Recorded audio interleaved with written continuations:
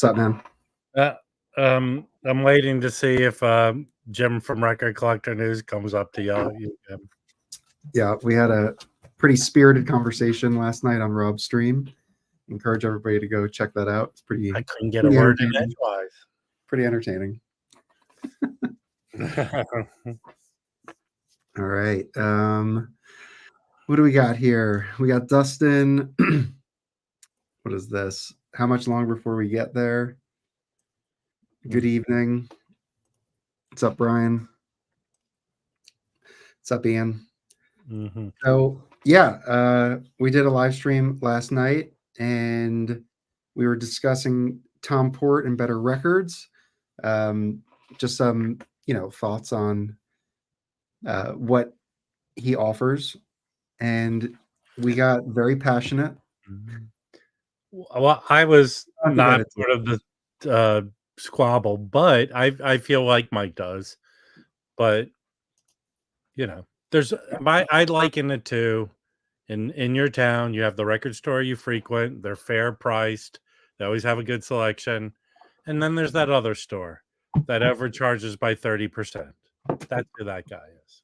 Hey, what's up, Mazy?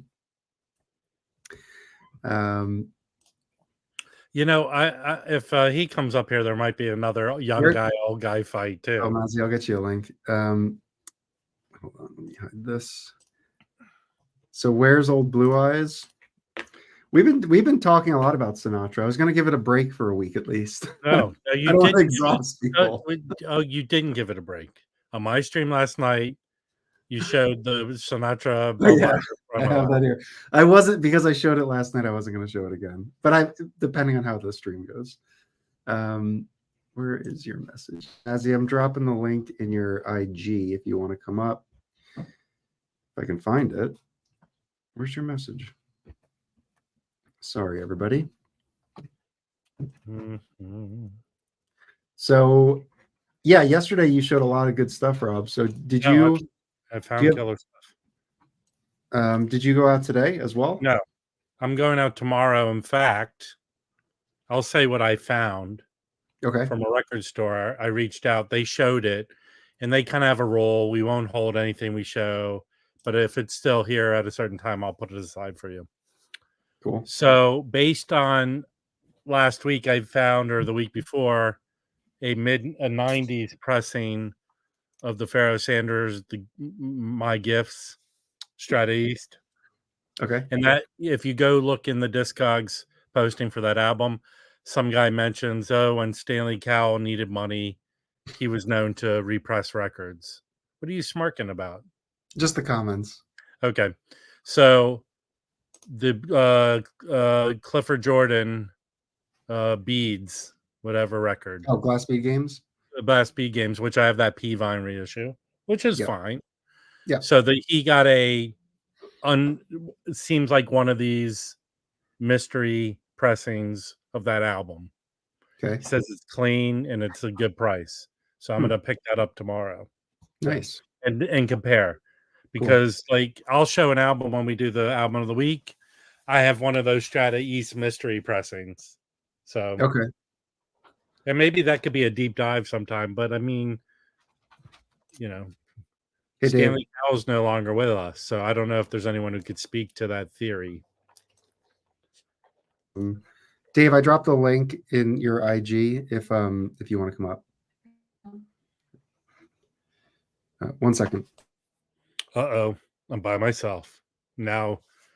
Who will deserve my what's up, Art? How's it going? He doesn't have a you're talking about the Sinatra album. Here he comes. I was gonna say this is Mazy's becoming. Mazy's really becoming a music snob. Now, or not a music snob, a record snob.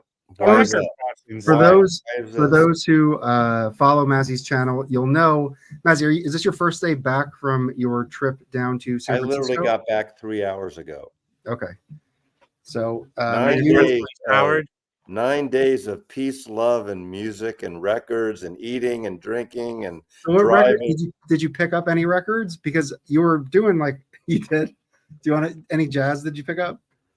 Yeah, Okay, yeah, I did. You know, it's funny. I picked up some things I could have bought here because I like to support Tunnel Records. Yeah.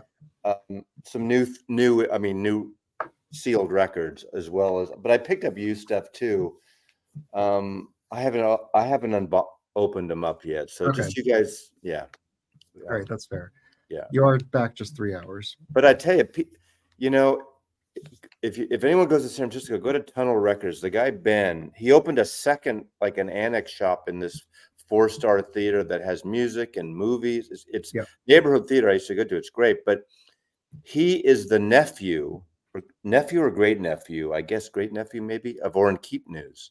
Mhm. So he had on and off some of his collection there. So he's got great jazz stuff.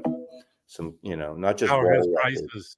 How is So this price? is Mazy. This is your channel. You started. I think this was your first one here 8 days ago. And what's cool about your videos, I mean, the two things I like are you do a good job documenting the like the environment and scenery you can see here. But I think almost every one that you go into a record shop, you flip through the jazz bins.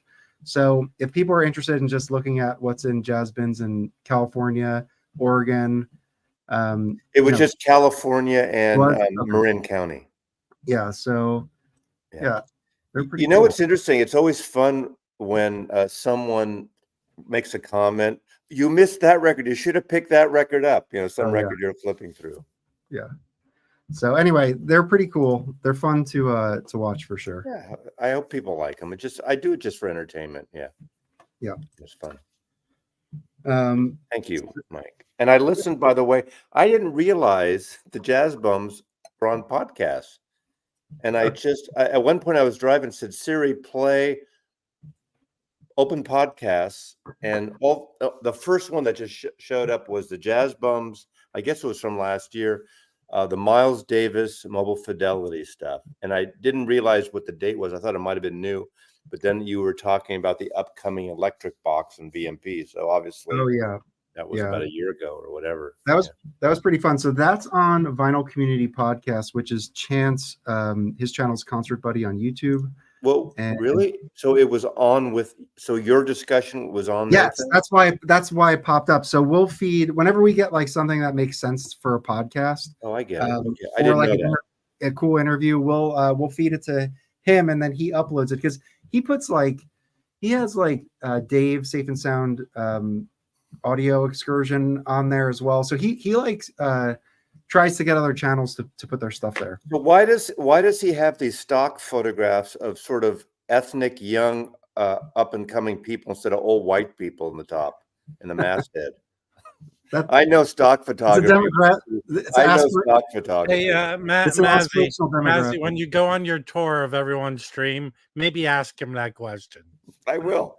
No, they are those travel logs that Mazy does. They're very cool. They're yes, but every night I whip them together before. And Mazy wants to keep this a secret, but he allowed me to see this.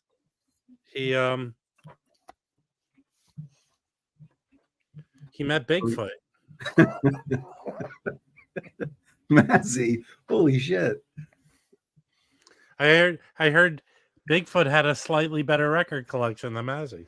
Hey Dave, how's it going? Are you in witness protection, Dave? Yep. So far so good. You got to get a ring light, man. No, just turn on. Do you have a lamp there? Or now I think we just should disguise your voice like you're a witness. I made all those jokes last stream. I think you're a witness for the mob, Dave. Yeah, that happened last time. I'm just living the movie My Blue Heaven, dude. I love it. I love it. Did anybody pick up the Anthony Williams Tone Poet? Anthony Williams Tone Poet. It came out today, right? No, I'm waiting for a sale to get that. Yeah, that's my strategy as well. And also the Herald Land, which I have an OJC of, the Fox.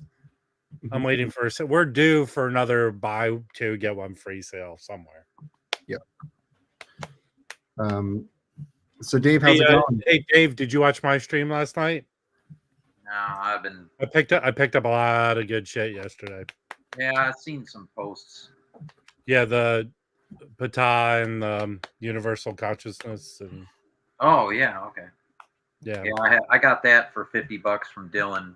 The first year he was open with the Pharoah Sanders hype sticker and all that. Yeah, the covers are but the vinyl is beautiful. Yeah, cover's okay on mine, not perfect, obviously. But Yeah. Which title is this?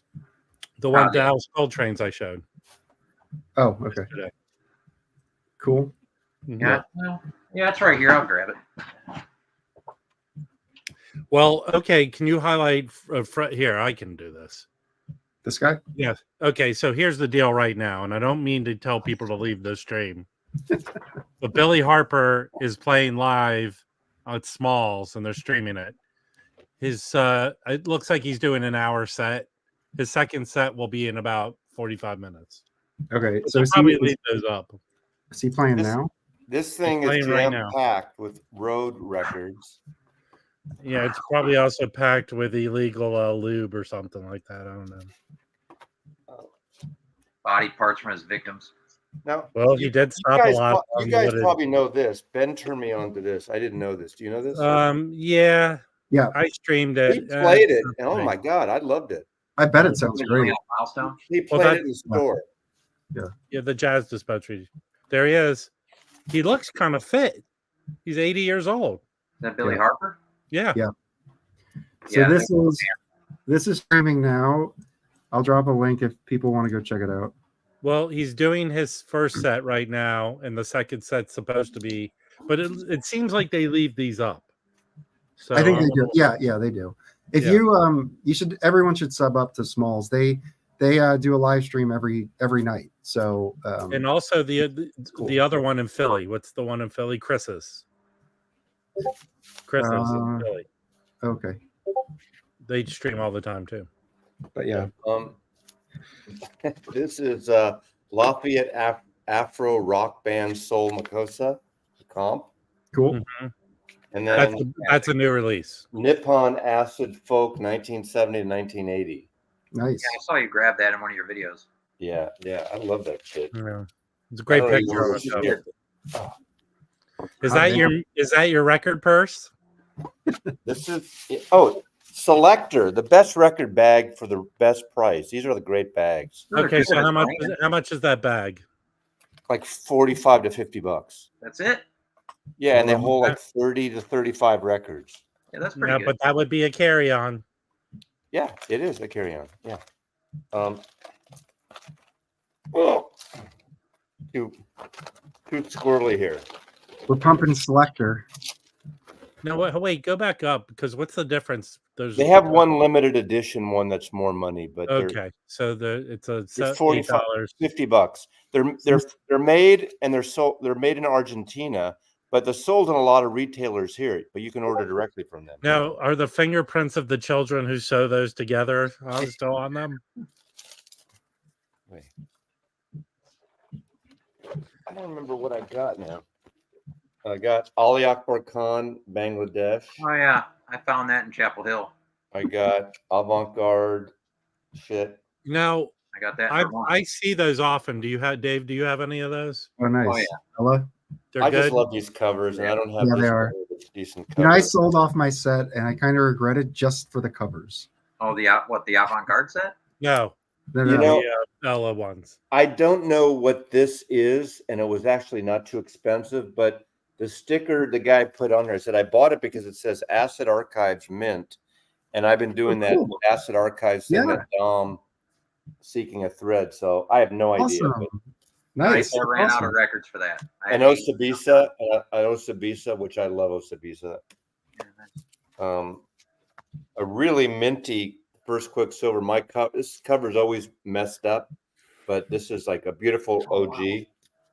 This is probably something that Mike will like. This was cheap and it's in shrink, What do we got? and it's Frank. Dino Italian songs. That one's okay. You know, there's only like 3 or 4 Dean Martin albums that I would recommend. The only reason I bought this is Jean-Luc Ponty from like 76. It's because Michelle, my baby mama, photographed this for Columbia. Oh wow. She did the cover art for Columbia Records, and I never got it. I didn't know they did vinyl because this was like the beginning of the CD era. So I have copies of the CD, but this was, she sold it to me for $8 in It's a shrink. great find. Yeah, I mean for $8, I got it mostly for the photography because I'm not a big fan of this period of Jean-Luc Ponty. But someone said, I think Billy said there's one great track on it. I haven't heard it in 30 years or something. So Hey, yes, Nicole, I'm gonna shoot you the link in IG. There you go. Mazy, you got to hang with Nicole some at the convention, right? I did. I met her before last time.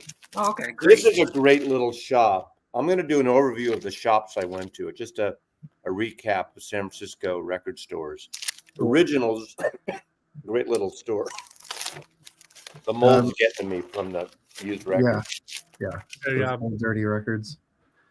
The do you try to keep like all of the like the bags and like if they have like stickers, do you pick up all that stuff? I'll grab a sticker if I see it. I won't go out of my way. But Oh, nice. I never knew. It's funny. He knew about it. Wrong inner sleeve, but I've never. Oh, this is not from Originals. This is from Groove Merchant on Lower Haight. Oh, that's I don't think I've ever noticed this jazz reprise label before. we talked about that last week, Mazy. You said the same thing. Well, We did? I don't. Yeah. I guess I came on last Friday night. Okay. Yeah, I have That's the Chico Hamilton album on reprise with that. I don't have any of these records. Yeah. Cool. So what's the reprise catalog number? I'm just curious to know how early that is in there. Because that looks like it's a deep groove. R6075. 6075. Okay. 1961. Okay. And then I pick up every Ramvi Shankar record. have that. That's cool. fantastic. Yeah. I have a shitty copy. This was in shrink, so You got a lot of capital. Yeah, it just happened. Village. Okay, this is Ragas. Another capital. Oh Raga. yeah. Ravi Shankar 6 Ragas. I never see this cool. one. That Yeah, looks I don't like see that that looks like either. a UK. That's a UK pressing, I think. No, it's not. Look at the top right. Is there an EMI capital? DT. It's an American. Oh, it is. Okay. It's American. All right.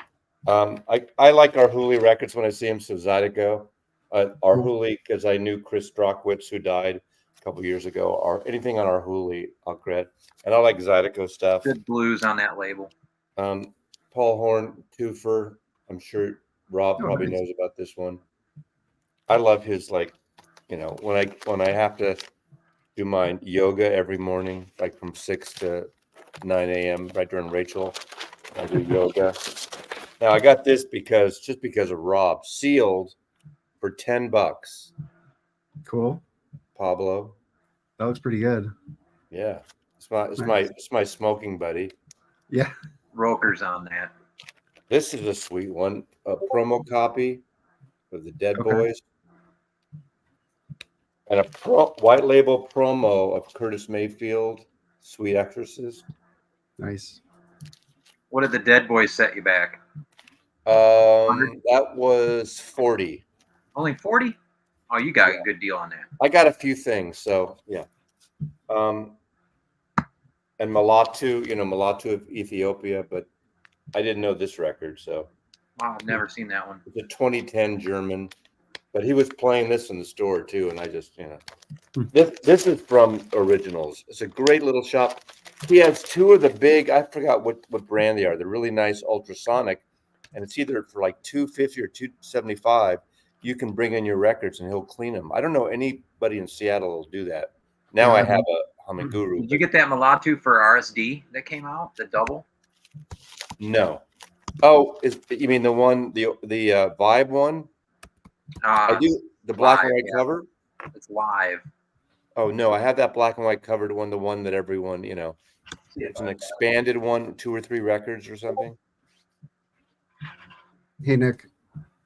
I think I do have Heliocentrics. I think I do. Nick's bidding on your records. Yeah, that's Nick's standard joke when anyone shows a record. What does he say? $3? 13 is high. No, He 13. went up to 13. Yeah, 13. high praise. This is it, Mazy. Anyway, that's there's some other stuff, but that's pretty much it. This is it. Oh, I don't have that. No, I don't have that. You need to get it. It's available. There's tons of them. Need. I like the need thing. You need it in your life. Very cool. Okay. This one's the masterpiece, though. I have that one. That's the one. I have the 3 LP version of that. Yeah, that's what this is. Yeah, it's great. How's that sound? It's great. Really good. It's Strut. Yeah. Strut So does good. the Lord's work. Yeah. I only got one record this week. This just came today. Sister Rosetta Tharpe. Wow. 2 little fishes and 5 loaves of bread. On the flip, strange things happening every day. In 78 from Hello, Nicole. 1944. Hello. Let me Oh. cancel this. Very cool. Hello. How are you? Hey, Nicole. Hey, Dave. I didn't realize Oren Keep News produced this. That was a surprise. Well, if you mention his Miles. name 3 more times, He'll reappear. yes. That's a great Look over Decca the label coffee. on that 78, Dave. What's that? It's a really nice Decca label on And that. you guys 78. don't give a shit Oh, about yeah, this. yeah. Let me. You don't give a shit about this kind of music, but I love Mint. this. This Mint copy. This is- I have that album. Yeah, Mazy, so in your it's a face. new Yes. record from Bobby Get out of here with Guthrie that, Mazy. and Clem Campbell. So, That's an easy to find record in really nice condition. it was cheap. I mean, What year is that? Is that from the 40s? What year is that? 1944 original. It was repressed once after, but that's the original Okay. U.S. Brighter now. My God. Is that a expensive record then? No, I got it Oh. from Dom's shop from Angry Mom Oh. for $13. Okay. Their auction did have rare Paramounts in there, Okay. 20s, and people still slept on those. Really, I mean, one went for, I think it was still under 200, and it's pretty much one of the only copies in existence of a Ma Rainey. Yeah. It's got Blind Blake on guitar, which is I think it's from 1927. Jeez. Yeah, I wasn't in the game for it, but it could have gone. It should have gone for a lot more. Yeah. I mean, it should have gone for well over $1,000. Can you put so for Shellac records, like I noticed that like some of the handling of Shellac is a little different. A lot of times they use just like cardstock sleeves, where when it comes to like vinyl collecting, it's all about like polyline plastic or whatever. And it just seems like the like shellac collectors aren't as sensitive with those types of things. And can you put that in ultrasonic? Is that going to mess up the material? Does anybody Oh yeah, know? you they have to be cleaned completely by hand. with Okay. a water solution mix. Yeah. You can't use normal stuff you buy at the record store for cleaning supplies, or a Humming Guru or any of that kind of business. Okay. Yeah, they have to be there. Everything's different. Of course, the needle, but they do have Ortofon. I mean, you can go buy an Ortofon cart. I can go Yeah. across the street to my local and get a cart over there. And then the new record players play 78s. Yeah. They have like the new techniques or whatever, or the Audio Technica. You just hit the middle option, and you can play your 78s, but you got to install the other cart and change the weight. My dual downstairs has a 78. Which Do you have any old 78s in your collection, Mazy? not that I play. I have a couple, but the only thing I really use it for is the last track on side one of Moby Grape's Wow. Oh, okay. You have to. It says now and get up and turn your record to 78, and you get that one track. You got to play in 78. I forgot about that. Yeah. It's so Where stupid. is that from, man? It's Arthur Godfrey introducing it. Oh, okay. Wait. But what about year that is that? That's 68. That's because the first album, was 67? That was 68. Yeah. Mike, do you have a setup for 78s? No, I don't, but I think I'm going to get something. That was kind of You something can I want. You can get an Okay. Audio Technica inexpensively. I know. I just want to get it and I'll put it downstairs because I have I have a few 78s now. I picked up an Ellington. I have because just at the thrift shop when I see them, if they're clean, I'll grab them. So I have a Brunswick I think it's Brunswick Ellington, and then also Louis Armstrong. I have that promo Sinatra you sent me, and then I have another Columbia Sinatra that I just picked up along the way, and I might have some other ones. But I would love to, you know, be able to. If I get around to it, maybe when I can, I've found a honey hole of Sinatra 78s that are mint. Yeah. I'll make sure they end up in your home and not where they are. Nice. They don't belong where they are. They're buried underneath a shelf in this record store where no one's gonna. So an Audio Technica. Oh, well, these are actually more expensive than I thought. Okay, so $350. You could probably buy a used one that plays them. Yeah, let's see what the Amazon. $250. So Amazon has them for $350. Yeah, you can get them cheaper. This one looks like it's a little cheaper, but yeah, it's not too big of an investment. No, and then the cart, like I said, you can get an Ortophon, which is pretty. I mean, they make good stuff. Nick has 178s. Oh, who does? In the Mike, will you be browsing Discogs live tonight on the show? We should just look at Mike's cart and look and see what's in it. Oh, my card is pretty good right now.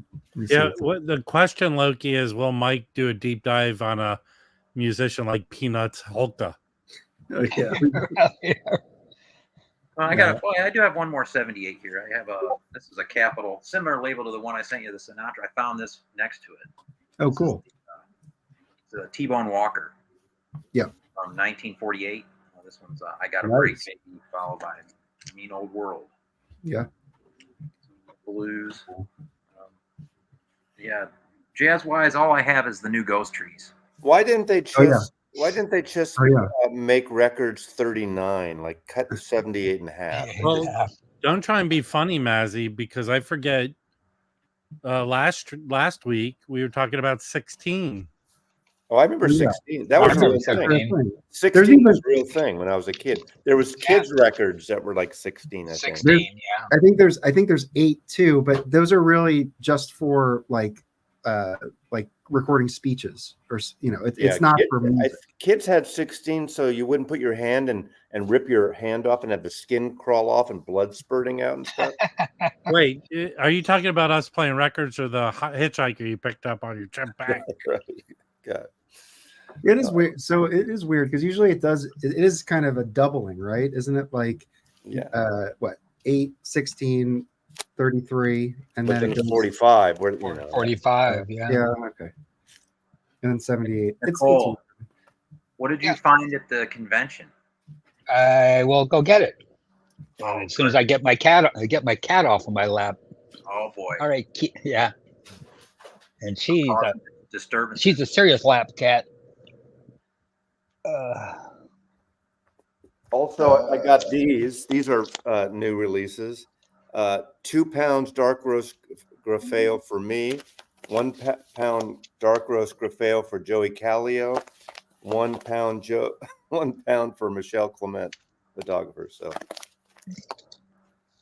dark roast. I bought that before on your recommendation. It is really good. If some people don't like it, but it's Julie doesn't like Coffee. Dave loves it. Coffee. I remember Julie I liked does not. I can't remember. I'm pretty sure it was like low acidity from what I remember. Yeah. That's why I think I liked it. Get off the laptop. This is too much information, but a lot of regular coffee I drink is really acidic and it kind of like irritates my throat in the morning. Yeah. So it was nice to have that. I'll do a coffee bums Delfina. Take the cat. By the way, Delfina, Thursday night with my friend Ron, I had dinner at Delfina in San Francisco in the Mission. So there's one of my favorite restaurants in San Francisco is called Delfina. So. Okay. Now, Mazy, is there a Groove Merchant also in Oakland? I don't know. It's funny. Originally, I was going to go to the East Bay and meet George Borden there and stuff. And all those guys came in, Patrick and George and Flamingo Jack from the East Bay. So I didn't go to any of the East Bay stores this time. I should Okay. do it. I want to because there's a lot of great stores over there too. I didn't go to Stranded this time. There's, Yeah, but they're good. They email me every day. yeah, and they're also in Berkeley and obviously in Brooklyn or in New York. Yeah, we went to Stranded with Mike, didn't we, Mike? No, I feel like I'm Hey. on Steve Carlson's Did we channel. go to Strand? Hey, I hey. can't remember. maybe not with you. I went Stranded with the other guys. Maybe. Hey, Kat, what do you think of Mazy? Oh, wait. Sorry. Yeah.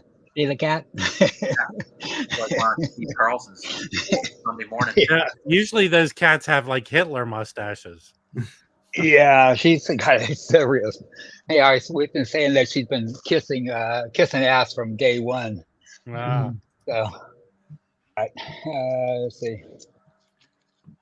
I don't know, see if you can see it. Oh, wow. Richard Grossman. Oh yeah. he's a- I don't see a lot of his records when I go out. yeah, he doesn't have a whole lot.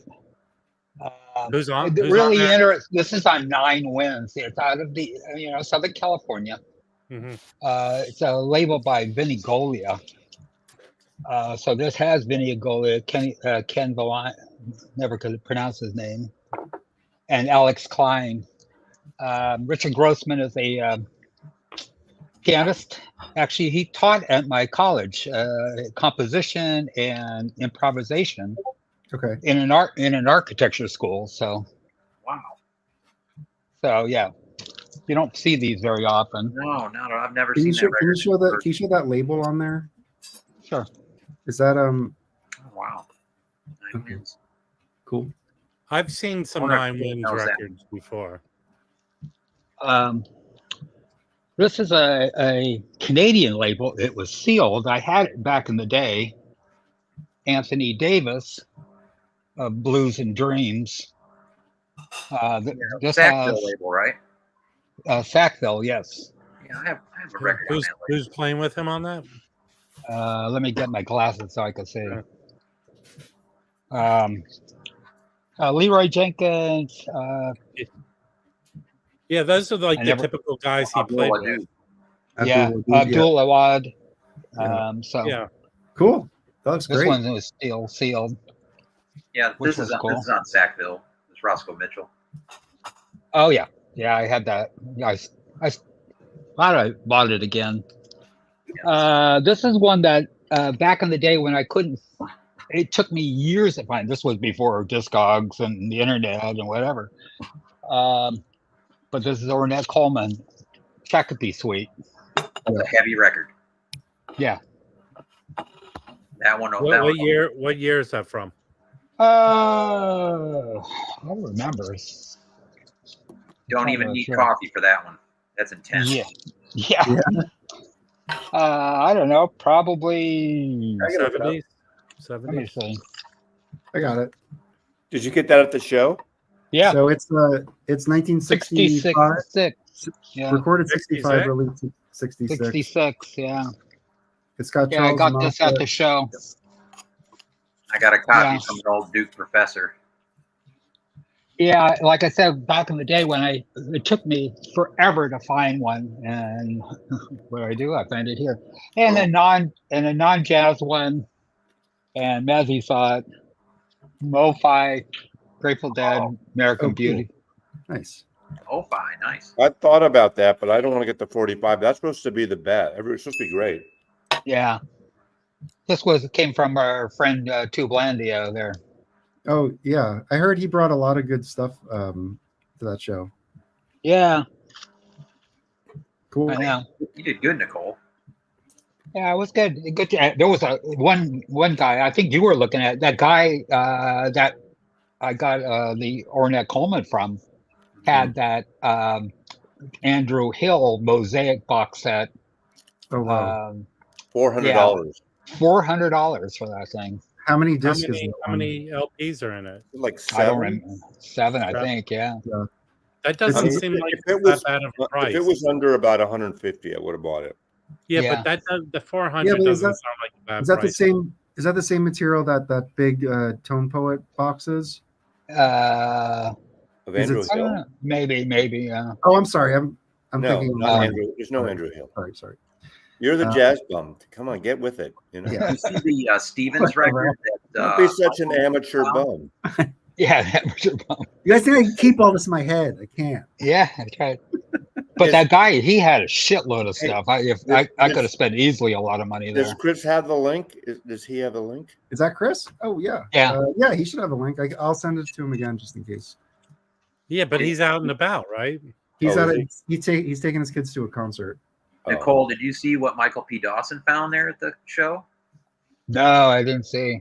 I Yeah, I was found it. standing next to him, and I heard Yeah. his voice, and I looked. It was Pretty I never rare. met him. Yeah, you're literally in that picture. You were sitting right next to him, right? Yeah. Well, you asked him about Prague, Mazy.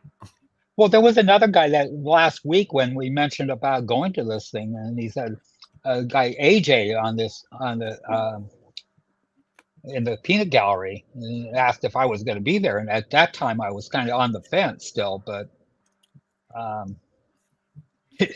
but yeah, I know, I'm not a hard one to miss at 6 foot tall, 6 foot tall blonde. So Did you pat Mazy on the head when he left?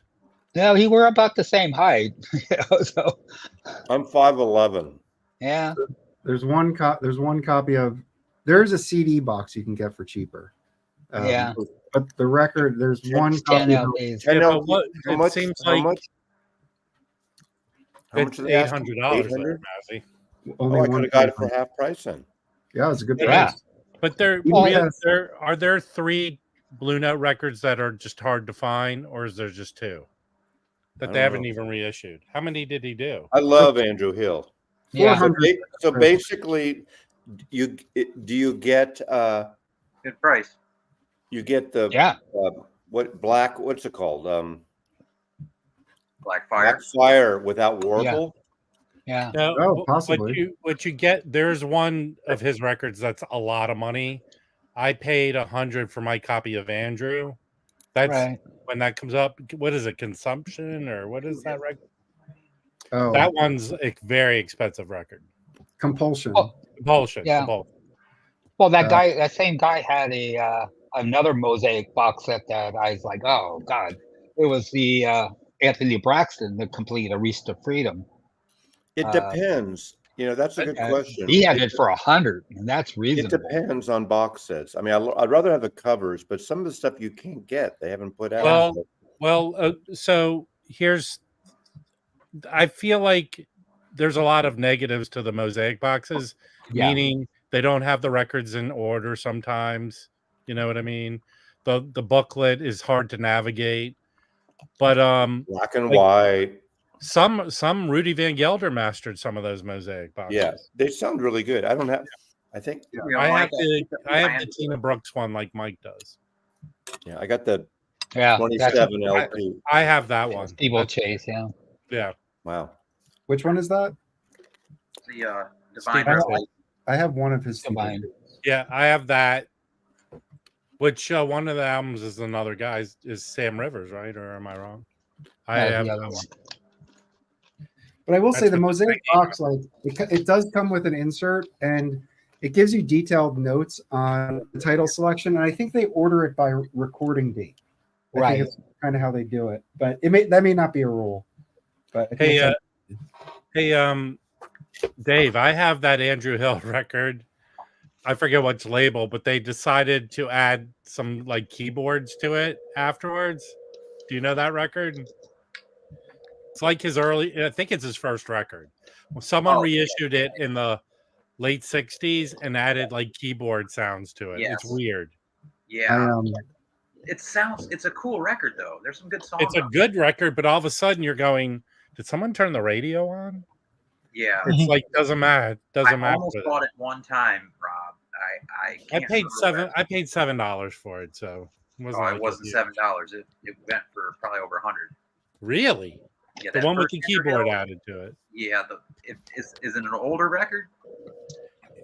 The original, I think, goes for a lot of money. That Yeah. doesn't have the keyboard on it. Mike, when Mike gets back on, he needs to pull that up. Hey, Which Chris, Jazz, can I talk to Andrew Hill Chris at for a Rock Hard. second? I have something to say to Chris, the jazz bum who's in the audience. Couldn't you message him? No, he's there. take care. Pay attention to your kids. Don't pay attention to the stream, please. Thank you. Yeah, And Dave, what did you want me to pull up? yeah. Considering that they grow up really There's fast, there. Oh, I can That hear you. Andrew Hill. There's that Andrew Hill record. Which one? His first record, but it was reissued later, and they added like marimba to it or something. It was weird. Diamond Marimba? I only listen to Diamond Yes. Marimba. Yes, Alex. Alex. In the mountains. All right, hold on. We went gotta on do a there. little digging. So which one is it here? This I is think it said "So in Love" on Warwick. So in Love. Why can't you just click on the "So in Love"? Oh, There I'm it sorry. is. I thought you guys wanted me to. No, so click on it. Oh yeah, I've seen this before. So go to go to all the issuings. that's the of record. That's the record. I mean, almost thought that. it's a nice little record. It's nothing crazy. But Original go to certified cheap. scroll down the vinyl listings of it. There's four. Okay, that last one. This. Okay. Okay, go down to the reviews of it. That's the Okay. one I have. That wasn't the one that was over 100, was it, Dave? I've seen a Freddie No. Hubbard. Freddie Hubbard and Curtis Fuller have. No, there are usually some good, interesting records on that did sound pretty good. But go down to the comments section. Malachi Favors is on it. Yeah, Beware, this Yeah. pressing has cheesy The other strings cover. dubbed in on all cuts. Why? yeah. Why? It's like I don't understand. Does anyone know why they did that shit? Oh my God! Look at that. Great question. Thanks for the warning. You ever seen that on Discogs before? No. No, I see. My favorite thing is to collect comments like that on Discogs. I think it's fair. Fantastic, man. I didn't break my oath. Alex, also, if you want to come up, just let me know. I'll drop a link for you. I did want to show a couple things here. So just because we were showing Andrew Hill Steeplechase, I've shown this before. I picked this up from WFMU for like $10, and Great find. it's a trio with. Who's this with him? Yeah, I I have. had that. Chris I had White, it. Chris White and Art Lewis, who I'm not too familiar with. It's a great album. You could get For $10, there's an oh, yeah. inner city version of that too. Oh, it's yeah. a steeplechase too. It's a Yeah. nice copy. But the inner city is cheap. You can get the inner city version. And then I was in the city on Wednesday, and I went to Jazz Record Center. Which city would that be? You need to go to Bill. He went to Philadelphia. We refer to San Francisco as the Yes, city. he goes to city. Yes. Mike, I went to Manhattan. I had some work obligations, and our office is, in Midtown, close to Jazz Record Center. So I try to sneak out when I can. And I got a few things there. This one caught my eye because it has Hamiet Blewett. So this is Hamiet Blewett, Marcello Mellis, and Don Moye. I think. Yeah, Black Saint. Is that No, Black this Saint or is on Yeah. Musica Records. It's got the and Rick Ballard import. Rick Ballard? He's got my old record collection. Frankly, when I see like his sticker, usually I like buying his stuff because he brings in a lot of like European free jazz. He used to be the distributor to all the Tower Records here in the Bay Area. So those are the guys, and it's a pretty great record. There's like a track that's just a total drum track, total drum solo.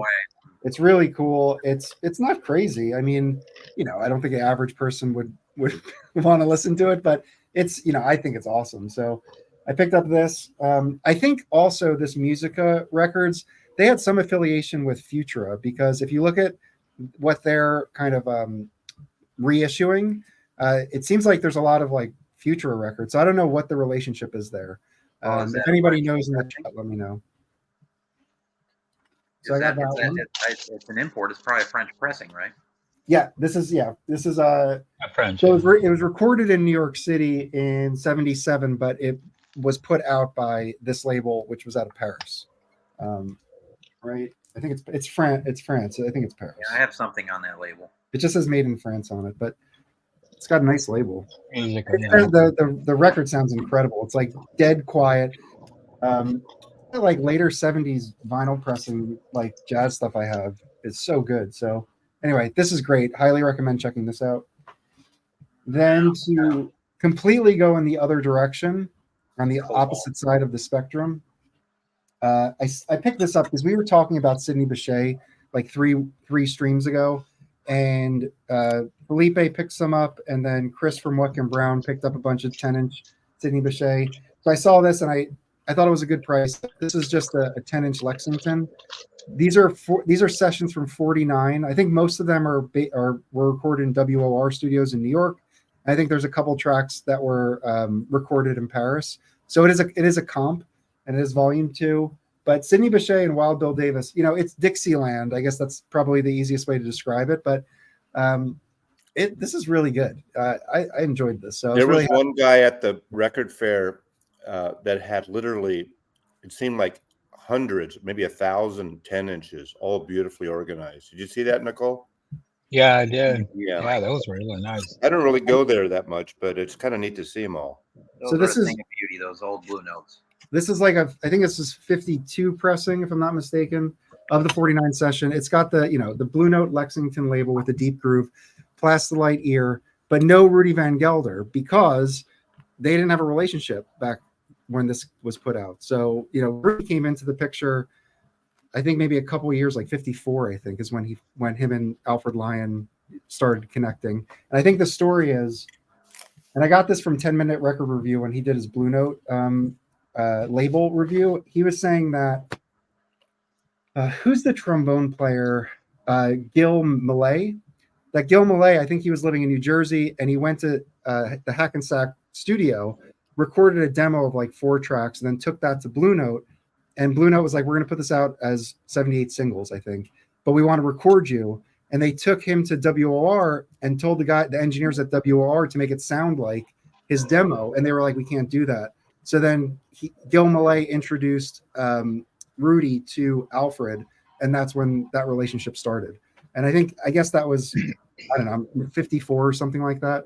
But that's what I heard. I've never really checked that myself. That's the story I heard as well. I think in the big jazz documentary that was on PBS. Oh, it is? Okay. Yeah, or maybe a documentary on Rudy, something like that. And then one more I got from Jazz Record Center. This was pretty clean, so I grabbed it. And I think the price that it goes for online I got this for $25. I think this goes for a little bit more. So this is Bud Johnson Quintet. It's a Swingsville album, so it's got like, it's like a hard bop swing band. Yeah, and I have the reissue of that one. It's good. So this is Bud Johnson tenor, I don't know these guys. Keg Johnson trombone, and then the rhythm section I know. So it's Tommy Flanagan, George DeVivier, and then Charlie Persip. And they do 7 tracks. It's good. I mean, it's got like, let me see what the label is. Persip's underrated. So it's this label here. So this might be a reissue actually. I'm not the Blue Trident. It's Blue Trident. Yeah, because I think the original has the red Swingsville label. You know what I'm talking about? But it's probably the same. It's probably the same mastering. Yeah. No, it sounds great. So got that, and so that was my Jazz Record Center haul. So I was pretty happy, and I got a chance. Fred was up there, and I was talking to him about the John Coltrane sale, and I chatted with him probably for like 5 minutes, and it's just great. Like, sorry, my sister-in-law's here. My dog's barking. Can you guys hear that? Yes. That's fine. Sorry. Yeah, that's fine. What was great is I was talking with him, and all right. Well, hold on. I'll be right back. Did he have a brand new Rolex on his hand? Yeah. Oh well. Nicole? Did you see the haul I got in my stream the other night? Jacob, I didn't. I was kind of driving back from San Jose yesterday, and I missed your stream. I want to show one record because it was recommended to me by somebody, and I did not know about it. And Mike looked it up, and there was only one copy left on Discogs, and someone bought it right after we showed it. And it's this Canadian saxophone player, but the guy who steals the album, see if I can find it, is Cecil McBee. He kills on this record. See if I can find it. He's on like 5,000 records. I can't. I have so many records. Yeah. And Kieran's got all of them. Every record that Cecil McBee's been on, Kieran Needlegroove has every one. Yeah, but how many records has he been on? And yeah, 10,000 records. Does he challenge Does he challenge Ron Carter? Okay, by the way, also right now I still think it is. This reissue I love that record anyway. it's $18 on Amazon right now. It's silly Right. not to pick it up. And it's a Yeah. really good pressing. It comes in a paper sleeve, so you might have to clean it a couple times, but it's really good. All right. Yeah. Here's the two killer things I picked up yesterday. Oh, two L's, Coltrane's. Yeah, Well, this, I just pulled up a towel from Dizzy. It'll be in the next auction. seriously? That cover's in good shape, Rob, on the Yeah. top. The Bata is like near mint. Yeah. That's like a $150 record, isn't it? I didn't pay 150 for it. No, I know, but that's what it goes Oh, for. no, yeah. I'm still seeing if I can find this record right here.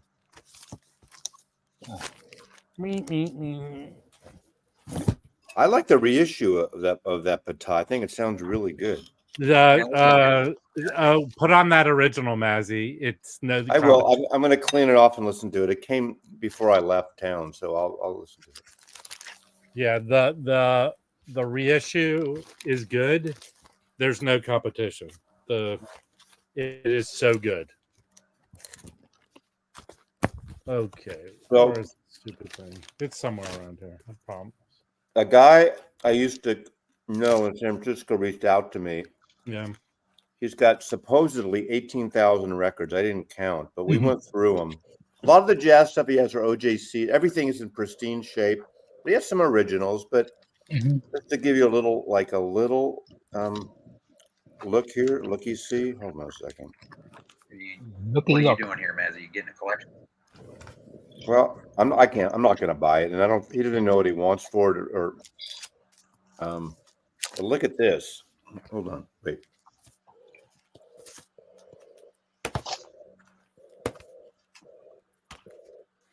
Let me. Oh, yeah. He has got a lot of jazz, a lot of country, A lot of records. some of the stuff is stuff that probably most people here aren't into, but the country stuff he has is amazing. Here it is. Yeah, he's got a serious amount of records. Wow. There's some of those are CDs right there, but wait, boxes, but all like bears, whatever you call it. Yeah. But look at this.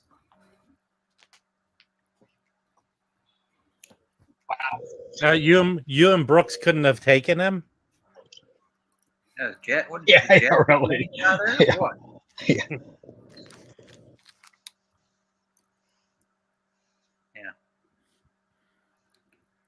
Yeah, I see him. That's the jazz there. These are like there's 70s and 80s reissues a lot, but they had some. Yeah. Everything's pristine though. There's some like old, some Blue Notes, but some obviously some Impulse. I see a Miles Davis sticking right out there. That's OJCs. Yeah. I tried to do that. That's Blue Haze. But just, the country stuff he has is pretty friggin' amazing. And I know a lot of it doesn't sell for, unless you're, he's got every Merle Haggard record, every, those are OJCs. He might have all the OJCs. But it's pretty, So he wants to sell his collection? no, kind of, it's. Why don't you It's just not turn a him rush, but to Ingroove? Yeah, we had a nice talk because, people always think their collections are worth more than they want to get. Dave, do you know this album? No, I actually don't. So I think that this dude didn't put out many records. I think he self-produced pressed it. And someone told me about it, and it is an excellent record. And during my stream, we looked, there was only one available. Someone bought it. But this, if you ever come across this, pick it up. It is really good. I'll have to check with Kieran and see if he knows that record, because that's. Yeah, I don't know what happened here. Like the spacing was like off. Yeah. Does anyone know Hart Cecil? But this is just killer. I know Beanie and Cecil. Is it a private label, Rob? Yeah. Have you ever heard of this label, Sonora? Yeah, but I've never seen. But it's him. The guy put it out himself. Glenn Hall. And I think he was more an educator. He really did do a lot of stuff. So this is Probably killer. Aaron has that. Yeah. But Dave won't buy a record if you tell him to. But Dave is really good. John always tells me every time he goes out with Dave makes him buy certain records. And is that true, Dave? Oh, it's worked both ways, man. John has made me buy Melvin's records before, bastard. Yeah, but John, I hope John's watching. He wouldn't be watching here, but he probably wants some forlorn singer-songwriter record with some 40 acoustic guitar yuppies. He would try to sell you those. No, I tease him on that stuff too. He knows better. Go find that. Do you have that record, Lastman? He might have it. He's up that way, isn't he? He's at what, Toronto? I know, but it doesn't seem like a lot. I don't know how many of this the guy pressed. Here's an interesting one. You guys know this one? Hold on, I'll make it big. What the hell's going on here? Oh, you got Mike's screen. Yeah, I don't know what he's doing here. This is crazy. Here, hold on. Claude Bartholomew. What is that? Label, which I believe this is a French pressing. I thought it was on that label you showed earlier, the French stuff, but or Mike showed. This has got Henry Texier on bass on this, and this guitarist Claude. This is a great cheap heat record. If you see this, I don't know how it's pronounced. I don't know French. Claude Bartholomew, Jean and encore. This is a killer record. Killer record, and it's cheap heat that Dave Wayne showed on one of the cheap heat videos, and I immediately grabbed a copy for nothing, $8 maybe. From '79. Hey, hold on. Hey, Paul. I bet it's the Glenn Hall dude. Hey, Probably Felipe. Glenn Hall. Hi, Felipe. Hey, thanks for acknowledging. Thank you. Good evening. Yeah, I heard your voice, and I was I like that. Cool. We have one of the How's it going? bums on now. Well, good.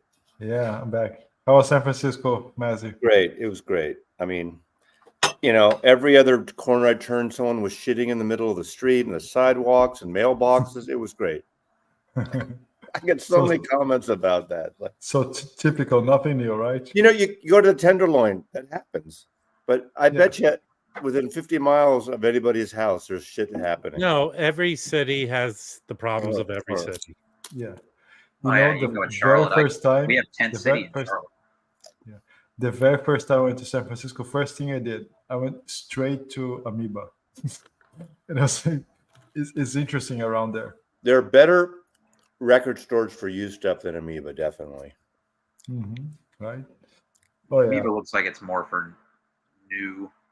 Yeah, I mean, there's some good stuff. I mean, it depends when you get there. There's always the one in LA is good. Yeah, I went there and lost my mind. Yeah, it was nuts. I mean, I've never been to the Berkeley one, to be honest. If you're the CDs, you would have loved this picture. Oh yeah. So when we went in Amoeba, because there was a big group of us, and it came time to leave. So there's a lot of stuff that gets put behind the counter, as you know. If you take something off the wall, you don't just get to walk around with it. They put it behind the counter. Right. Yeah. So I've got Andrew Tales from the Crate. I got Alex Motor 247. Well, Diamond Marimba. He's in front of me. Diamond And Marimba. Danny from what he used to call his channel, Not Enough Records or something like that. So there's 3 cashiers. They're the 3 guys at the cashiers in Amoeba in Hollywood. Mm-hmm. I've got one guy in behind them. All he's going to buy is a T-shirt, and then me. And this dude, all 3 of those guys had huge stacks of records, and they're all paying in cash. So it wasn't like a quick transaction.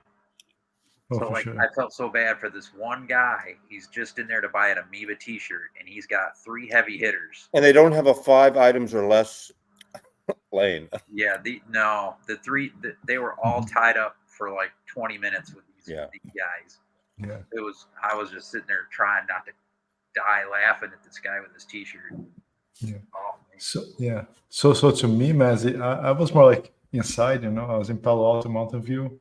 So I used to live right next to a Rasputin store.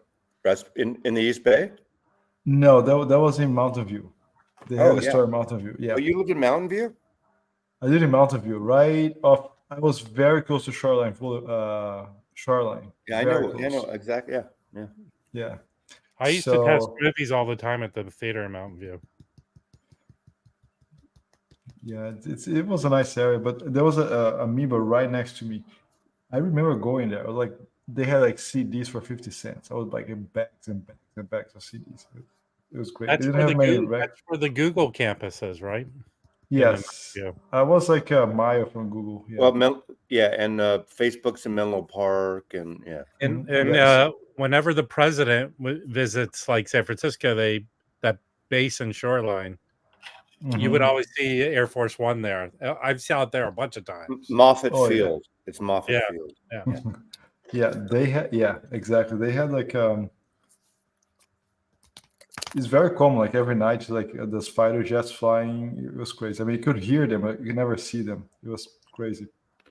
But so Facebook, they were initially in Palo Alto. Then they moved to Menlo Park. Well, and then they used to be right they were in downtown Palo Alto, and then they moved to Menlo Park, their main thing. Yeah. Yeah. I lived in Menlo Park as a kid for a few years. We lived down in Menlo Park. My mom worked at Stanford, near Stanford. Okay. Way back, and then we moved back to San Francisco. Felipe. Yeah. Are you wearing an Argentina jersey? No, that's a Manchester City. That's a 2010-ish one. That's number 20. Okay. That's like a slap in the face yeah, to him saying if he's wearing an Argentina jersey. Yeah, I was gonna say that's blasphemy. I have standards, Yeah. Yeah. Okay. Yeah. Just making sure. I could only see the logo there. Yeah, I mean, Messi is good, but he's good enough to like gloss to polish Pelé's boots, right? We just lost to Monterrey. Tunnel. Oh, nice. Oh, tunnel. Make sure you recycle that, Mazy. What? Make sure you recycle. No, I'm gonna do a video with and then of course Yeah, you really good, Mazy. They didn't ask me to do a "What's in Your Bag" episode, so I was bummed out. Mazy, how many record stores do you think you found while you're out there? How many records did I get? Yeah, record stores did you go in? Well, probably one a day, so probably seven maybe. Not bad.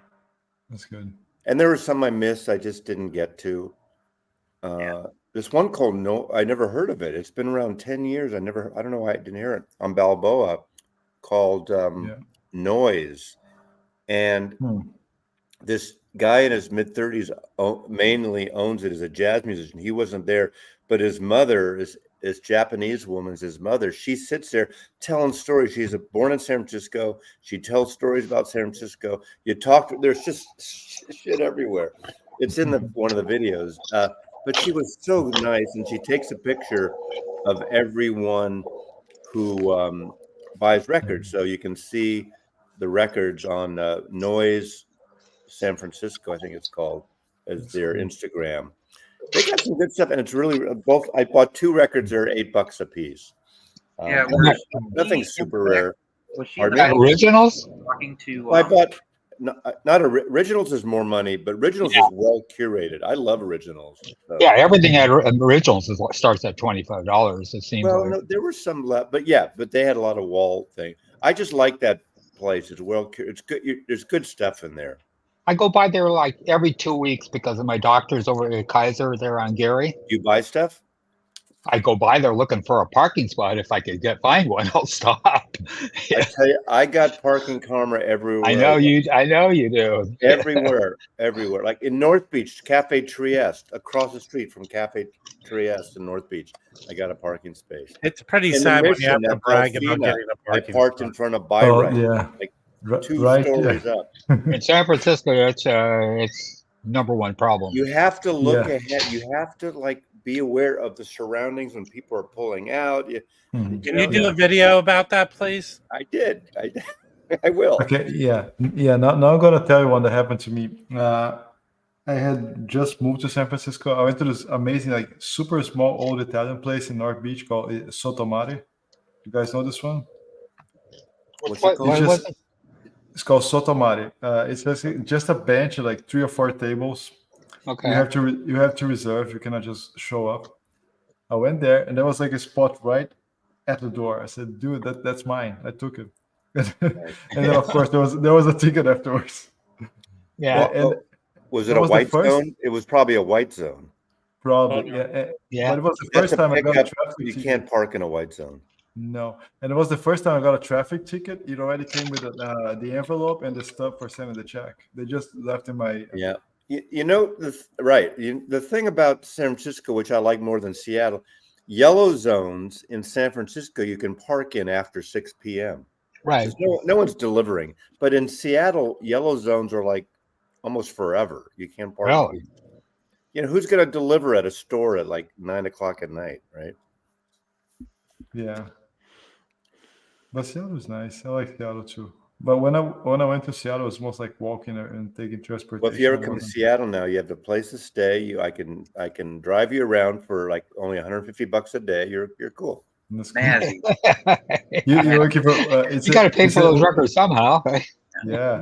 You know, Did Jazz Shake go Michelle to that said to store? me, if I still lived in San Francisco, I swear to God, not swear to God because I don't believe in God, but I would probably start a thing where I would show people around the city. You know, there's people out there that have money that will pay hundreds of dollars a day, like be a concierge, drive around, go to the. like that episode of Seinfeld with Kramer. That's what you'd be Did like. he do that? I forgot. Yeah. But no, but basically what I did in my videos and, go to the airplane house, go to the record stores, go to Sausalito, wherever they customize it to the audience. Right. Yeah. And people would pay that. I mean, people come from around the world. They're just have money. So, and I know that shit. So With that big bus that goes around the neighborhood. I can't do that. I wouldn't do a big. Mazzy, question. The record store you went into, Noise. Yeah. Was Jazz Shit Brooks with you? Yes. Okay, because I thought he was in the background having a conversation with the Japanese woman With about Sarah, he was. He was with me. We hung out 3 different times. We all went to the Irving Penn photography show at the D Young. Amazing show. If you're into photography, into art like that, it's a great show. I would do the Mazy tour. He was talking Mazy about mystery 78s, tour. though. I wonder why. I'm sorry? He was talking to her about 78. Oh, because he's got a bunch of 78s that were his parents. And he doesn't know what to do with them. Nobody wants them. You give them to me. Well, you want to pay for shipping? How much? I don't know. I don't know how many he has. All It's right. media mail. It can't be He's on that my much. Instagram. I'll talk to him. I'll ask him. It depends on what it is, but Yeah, again, I don't think it's like there was one of my videos, this one guy, a friend of my friend who has a letterpress. This guy had like Josh White and some jazz stuff, and that was cool, and some country stuff. That was cool. But when it's all this classical stuff, not against classical, but nobody wants that stuff. Mhm. Yeah. Interesting. No, Oh, I for wonder sure. what he's got. Just I'll try to find out. Yeah, I'll find out. well, he's on my Instagram. I can just message him. Yeah, tell him you talked to me, and yeah. Fair enough. Because they had some. She was talking about that. She said we'll take them. Sometimes we buy them. Sometimes we just take them for free. And if we don't, we donate them to these different things. So not everything. Sometimes it's free. Hey, I fair. didn't see when there's a lot of people here. It's hard to see when people try. Hello, Belgium. Hello, Belgium. Hello, Fred. Could you do? Is it Tuesday there? Could you sit up a little there? I was going to say, Nicole, that's a generational thing, but we're all. I know. Yeah. Yeah. Who left? What happened to? Our host. Mike. Yeah. Mike has a dog that needs a little attention. Yeah, it's a special needs dog. Yeah. Yeah. Special needs. Where's Chris? Delphina, do you actually use classical 78s as frisbees? I don't think so. Well, would you do me a favor, Delphina, and throw some at Mazy, please? Thank you. That'll hurt for sure. Is Delphina, are you going to Austin? I know she was thinking about it, but I don't know what she decided. No, I'm going to New York in November. I'm going to New York in November for sure. I'll meet you then, probably. Yeah,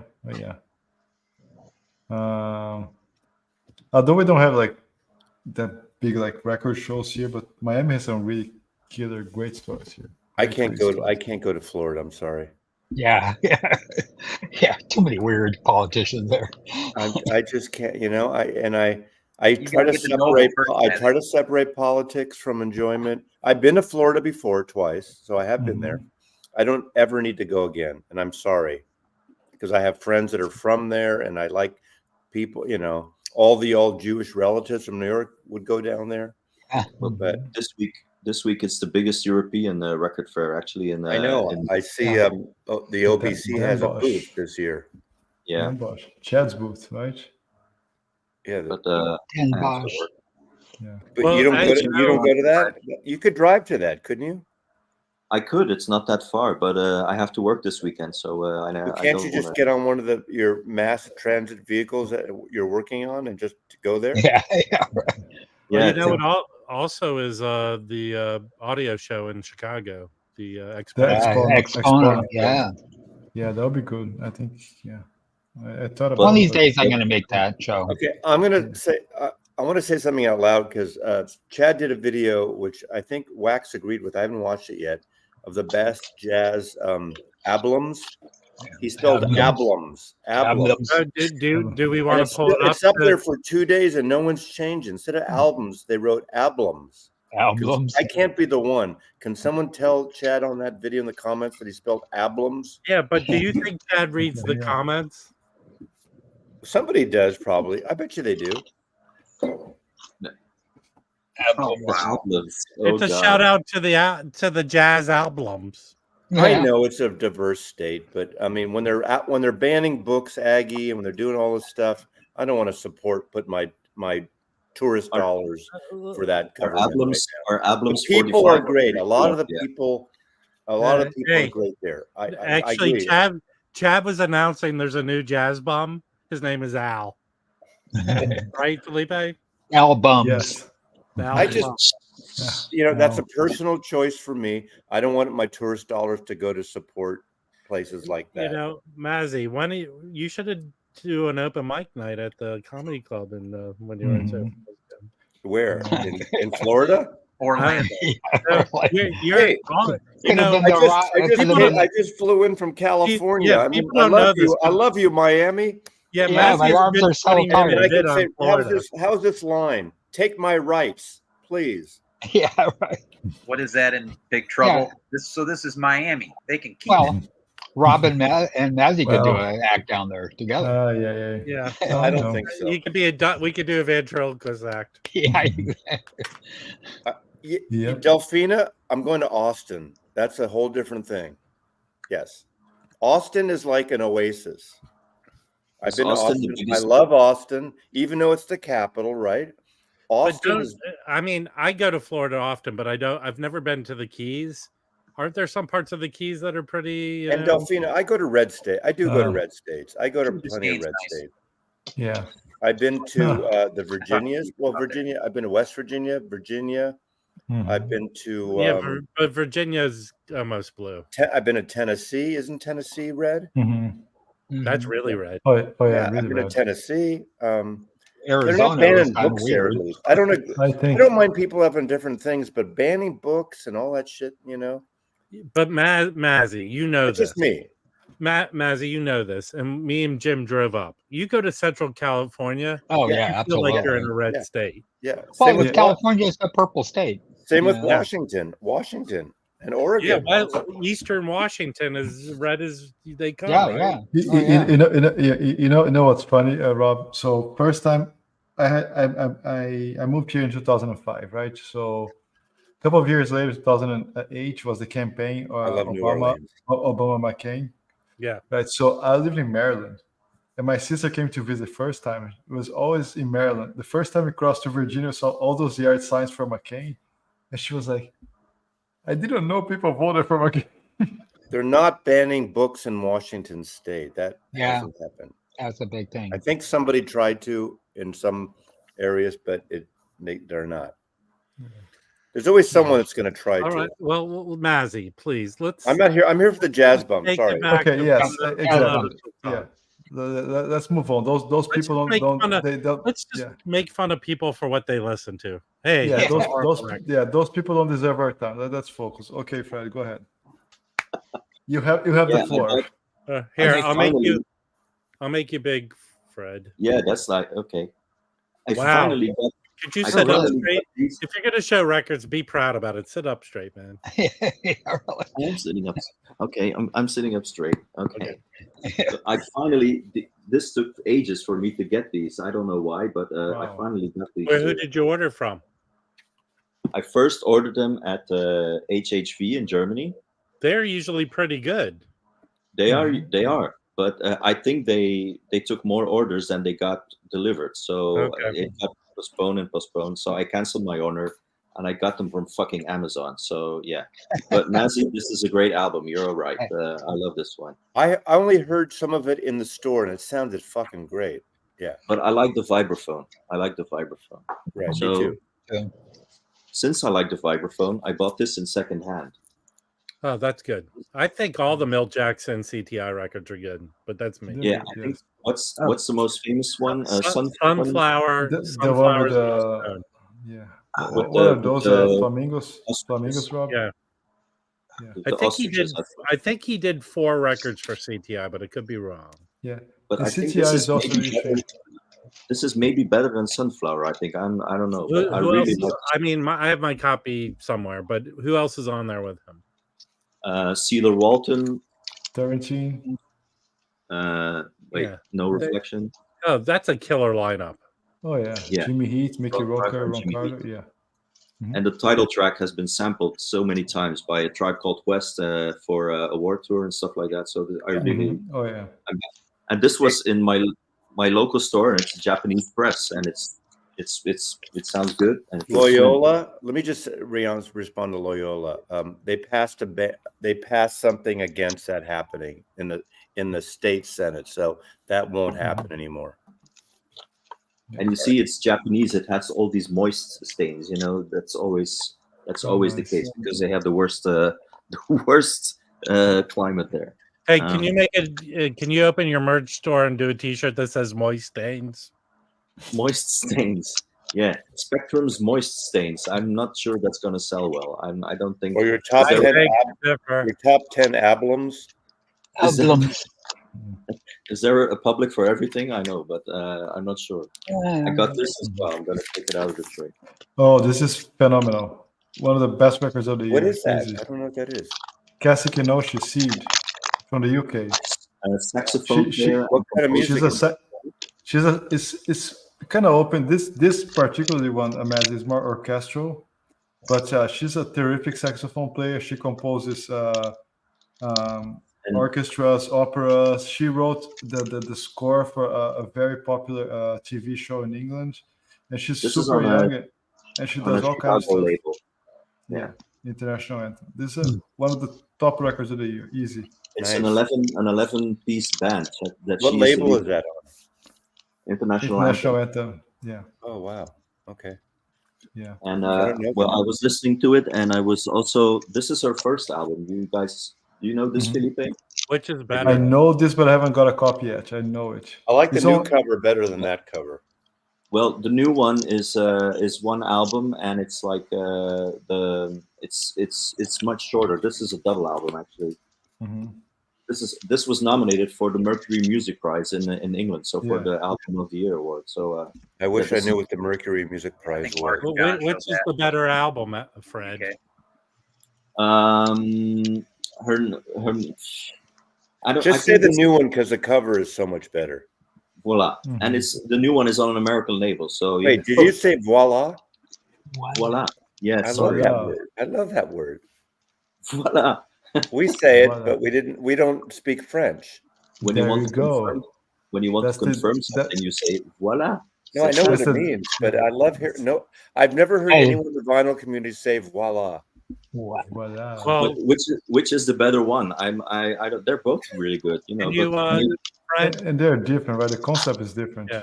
yeah, You popped Mazy's cherry with "Voila."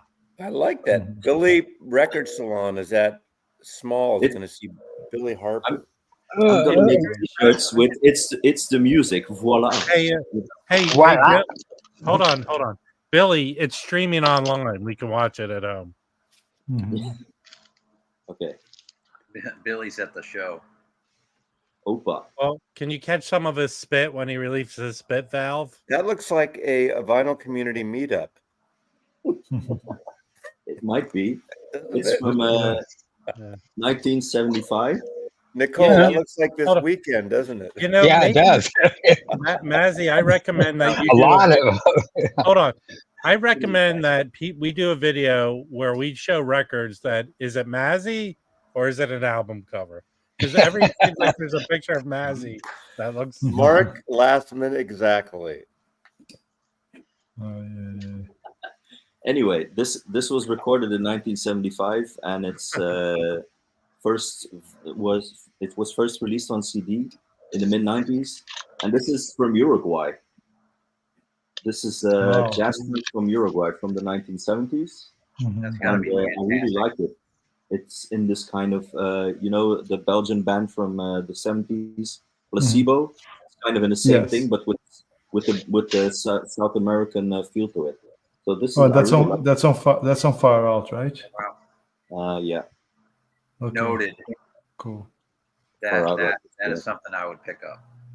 Yeah, that's good. It's really has fuzzy funk sound from the 1970s with some Brazilian influences. It's really good. It's a bit it's a bit jazz rock sometimes, but it's good. This is good. That's And beautiful. actually the keyboard player on there, Hugo Fattoroso, he released this album a couple of years ago. This is also really nice. It's old man's music. You know this one? Totem? Which one is that? This is I think from Uruguay. This is some heavy hitting stuff too on the Descarga. Can somebody make it bigger? Like this? makes it right. It's Okay. called Totem. Make Dave bigger. Hold on. There's so much work that goes into doing a live stream. Yeah, but Yeah. you should It's not my stream, and I'm doing all the work. Yeah. Rob, can we hire Chris to do all the lettering on the subtitles here? That could be nice. I want to say Where- it's Uruguay. Okay, I didn't know that. And this is the last one I picked up, but this is from Hold on. last year. This, Hold on. Switch it back. Oh, that's good. Greg Fote is a keyboard player from England, a great jazz musician, and Gigi Masson is a Spanish ambient artist. So this is a meeting between ambient and jazz, and I really like the last song, Viento Cálido. I really like it. Cold wind. That's what it means. Yeah, and it's actually No, sorry, hot wind, warm wind, warm. bottle blowing. So it's really he blows bottles, and that's the sound it gets. It's really such a beautiful song. I really like this one. But it's a great album. It's Nice. listen, That's very yeah. And Greg Fote, do you know Greg Fote? He has done some great albums as well. Yeah, Paul in your neck of the woods shows a lot of his records. Yeah. Apparently, he's a bit of he's not a very nice person, but he's a great musician. So Yeah, that's all. I mean, That's and what I've heard. who isn't, right? Yeah, who isn't? Yeah, we all have our issues. So there's nice bottle blowing on Headhunters. Yeah, as well. I was looking for a record, but I couldn't find the record I was looking for. But I pulled out three that of interest. Probably Rob has this one. Hold on one second. I'll make it big. Which Oh, yeah. album? Beanie? What are the jazz bums doing here? If they Actually, can't make I one see video? that often, but I'm always afraid to buy it. Yeah, you should be. This is It's pretty like- strong. I have that. No, is it a good album or is it? Yeah, it's a great record. Yeah, Okay. it's on Geffen too, which It's is not an expensive record at all. no, it's not. Yeah, and this is a pretty strong one. This is a reissue one. Yeah. of, Oh yeah, I have that. So that that is a Real Gone Music reissue. Yeah, I had the original back in my original, my old Well, collection. okay, so that original is like a $300 or more record. I know that's the right, reason why I got the But that is Real a really Gone. good one. That's a really good one, and it's unusual for Real Gone because they don't usually make really good album covers. Yeah, That cover is a good. It's like hard and it's good. and for a blues record, I don't know if anybody's hip to this thing, Johnny Adams, I don't know that one. which No. is basically the songs of Percy Mayfield. Oh wow. Okay. Nice. He's a New Orleans guy, singer. So Not to be confused with the neoclassical John Adams. yeah, exactly. But yeah, this is a great record. Nice. Oh, here we go. Yikes. Yeah. Rough streets. Okay. Yep. I That's I had my hands on an OG of that. Yeah. I went to this guy was selling off his collection. He had no prices on them, and I go, "How much for this?" And he goes, $300. Yeah. Now available in the gift shop. Turns it looks like that's a steal at 300 now, Rob. Yeah.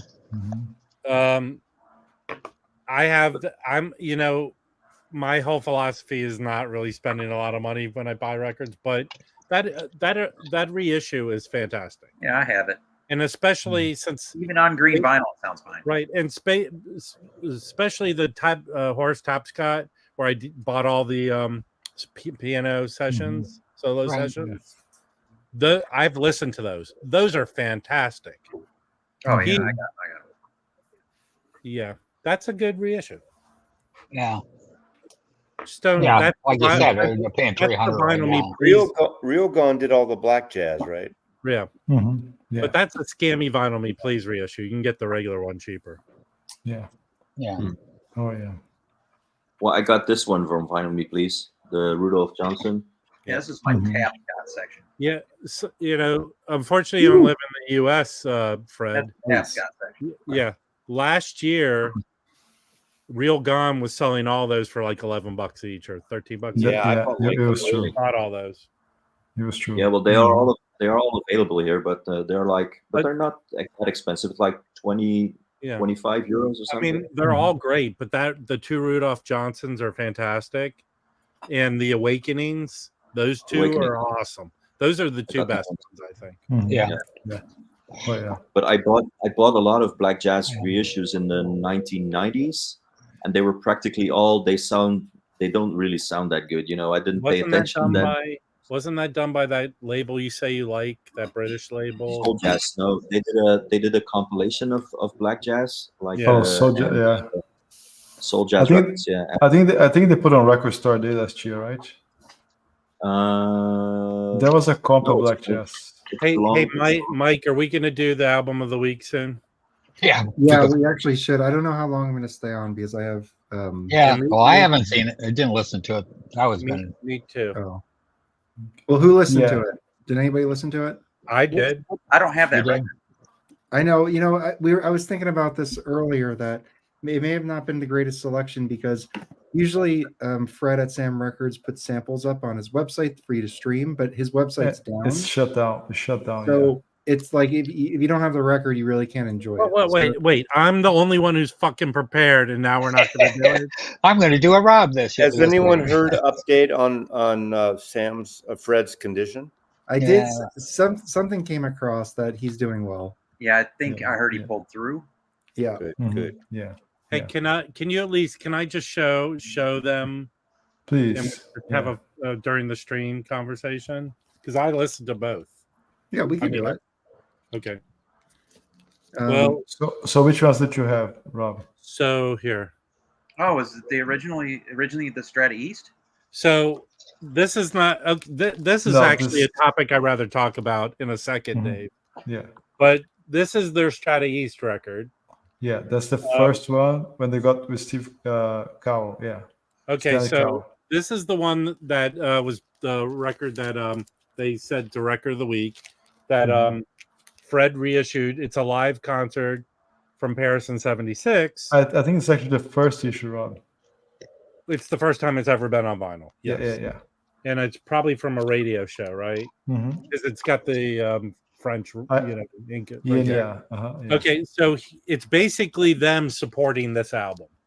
Mm-hmm. This is the show. I don't know if they did a big tour, but so they're playing pretty much all of this album. And the second side. Well, should we do this as a record of the week, or should we? No, I think maybe do it when Chris can participate because he has the album. Okay, all right. So this is the side 2 of this record. Is the same side 2 of this. They're basically playing this Smiling Billy Suite. Yeah. That's why I didn't buy that live recording. You know why? Well, because it's partly the same music. No. Yeah, but this is a studio recording when this is live. Yeah, okay. And actually, I'll say this: it's live. It's really good. It's not. It's Kevin Gray mastered this, right?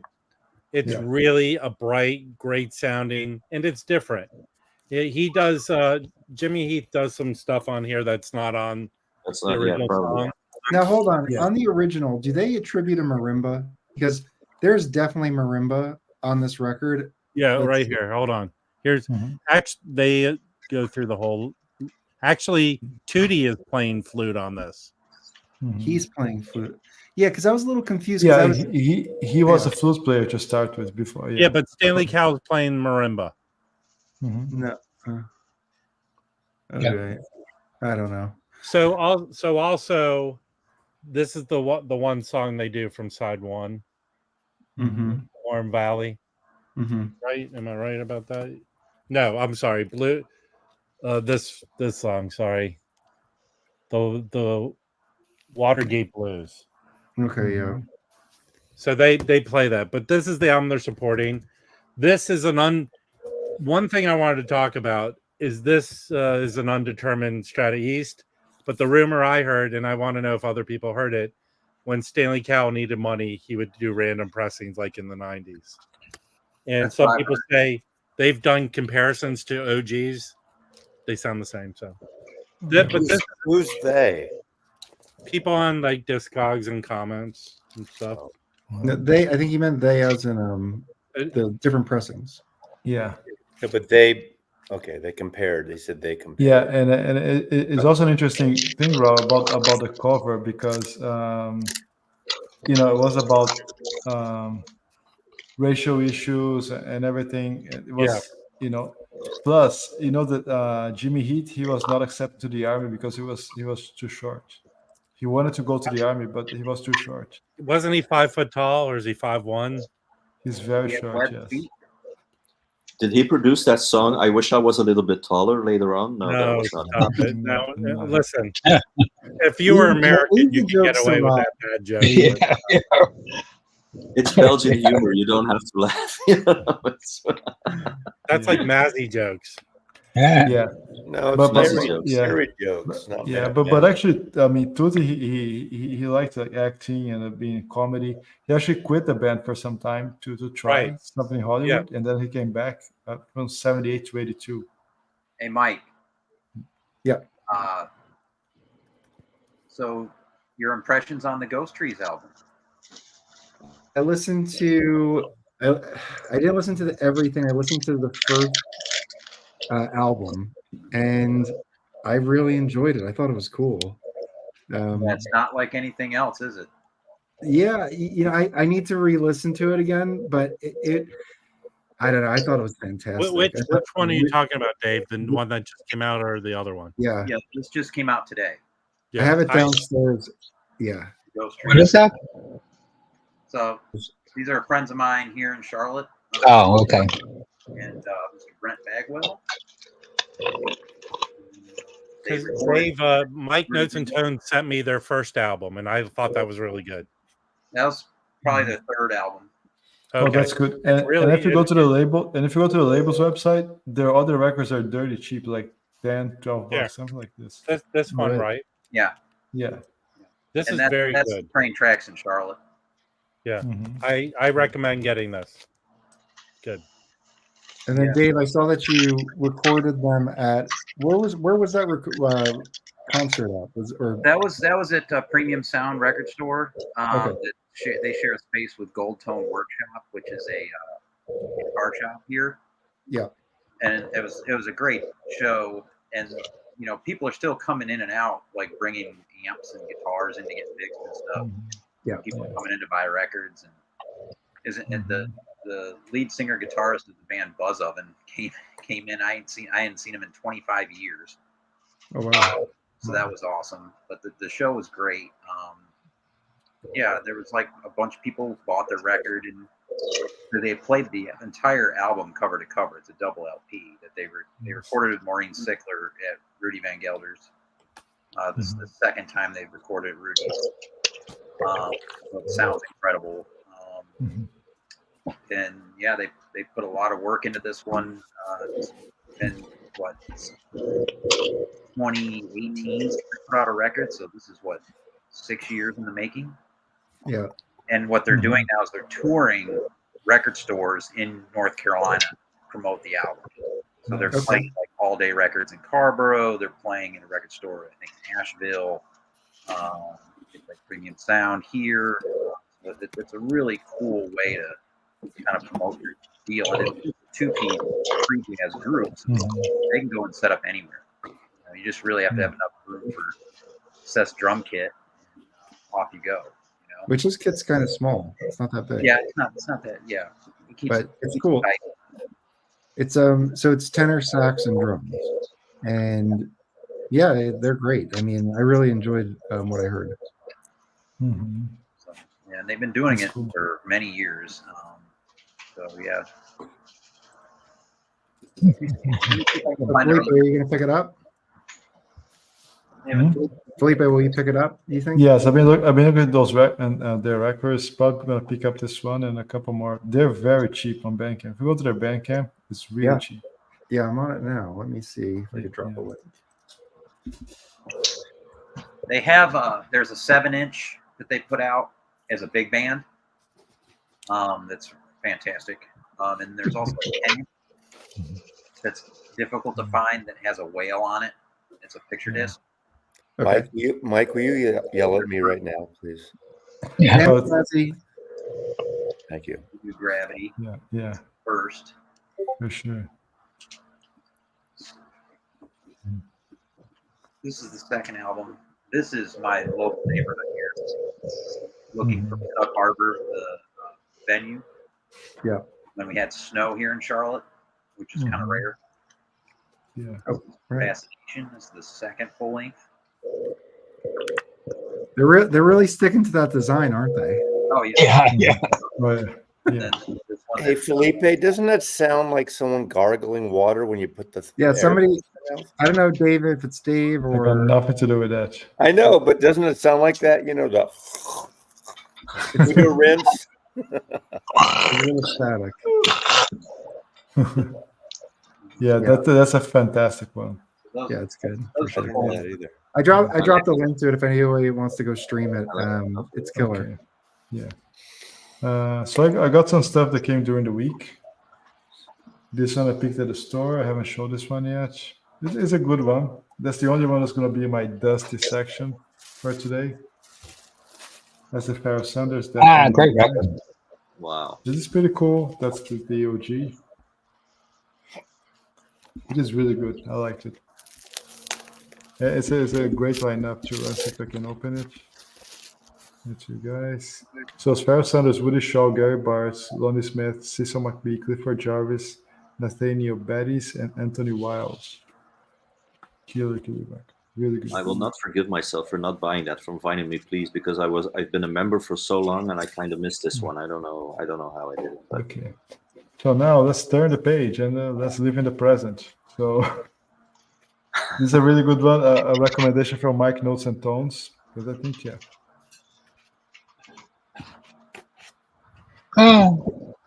this CD here is killer. I mean, Ron Miles, right? What to say? Ron Miles with Brian Blade, Bill Frisell, Jason Moran, Thomas Morgan. Beautiful, beautiful packaging. Great CD here. Sounds amazing, impeccable. And I think anything Ron Miles should go grab it. Right? What instrument does he play? Trumpet. Okay. He has a blue note also, and yeah. Oh, okay. I I've think never heard of he's last or second to last one blue note. Now, a record that came out November last year on CD, the vinyl, due to production delays, finally came out. It's a great 2012 light recording in Paris. It's a guitar and piano work. Jerry Allen and Kurt Rosenwinkel. This is on Motima Records. It's beautiful. This is stunning. I have the CD too, but I had to grab the vinyl as well. Sounds amazing. And the music here is so beautiful. It's mostly Jerry and Kurt's compositions. And only one standard, Ruby My Dear by Thelonious Monk. Highly recommend this record. It's available on Bandcamp. Okay. Let's see the next one. I'm kind of late on this one. I don't know why I haven't heard it earlier, but also International Anthem. I think Fred might have it, maybe Nicole. I don't know. Of course, the Jamie Branch. Oh yeah, French. Fly That's or Die. amazing. That's her last record, right? Before she died, or it was recorded and she died and then released. Right. It's phenomenal. Great packaging on International Anthem. Cool. Pictures here, really nice fold outs. Really, really cool. That's such a loss that she died. You know, it's incredible. She was such a Right. promising artist. She made so much great music. Yeah. Oh yeah, and this record is terrific. I streamed it so much. I bought the files and I said, okay, let me order the record finally. Another one. It's pretty cool. This record came out a few weeks ago. Mike Notes and Tones has it, and whoever does not have it, just go on Amazon and order now because you can order on Amazon. Eagles Point, Chris Potter, Brad Meldau, John Patitucci, Brian Blade. This is a super group. There's something that we always debate. I've had a long debate one day about super groups. I'm not a big fan, but on this one, they really succeeded in not trying to, just show off, but it's actually a really nice group effort. I think, to me, Brad Meldau here steals the show. The piano melodies are so beautiful, so well layered and put out. And the record, it's really amazing. It's great color. And you can buy it on Amazon. You don't have to order from the UK. You can find it on Amazon.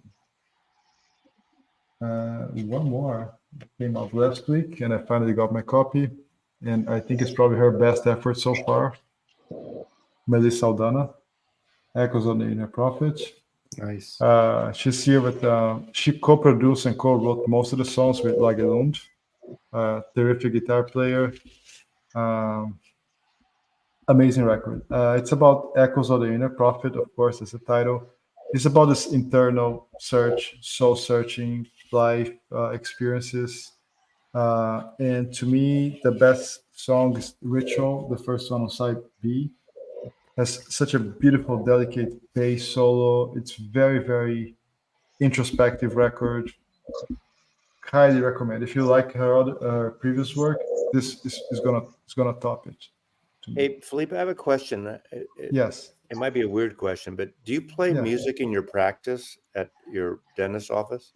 They have some terrible Spotify things, but at the end of the day, when I'm kind of day wrapping up, I say, okay, guys, I'm gonna take over. I'm gonna play whatever. Okay, but you don't like have certain things for your clients or for your patients? No, I mean it's like a general sound system, so it depends. So it's a bigger dental practice with there's like okay. six rooms. Got it. So usually they put like just generic music, but at the end of the day, sometimes if I know the patient's school, I just play the Ramones, and if I'm going to do surgery and stuff like that. There's a cool subgenre of electronic music called drill and bass. So maybe you could play It just feels great. It's just 20. It's just all day of "I Want to Be Sedated" by the Ramones. Yeah, exactly.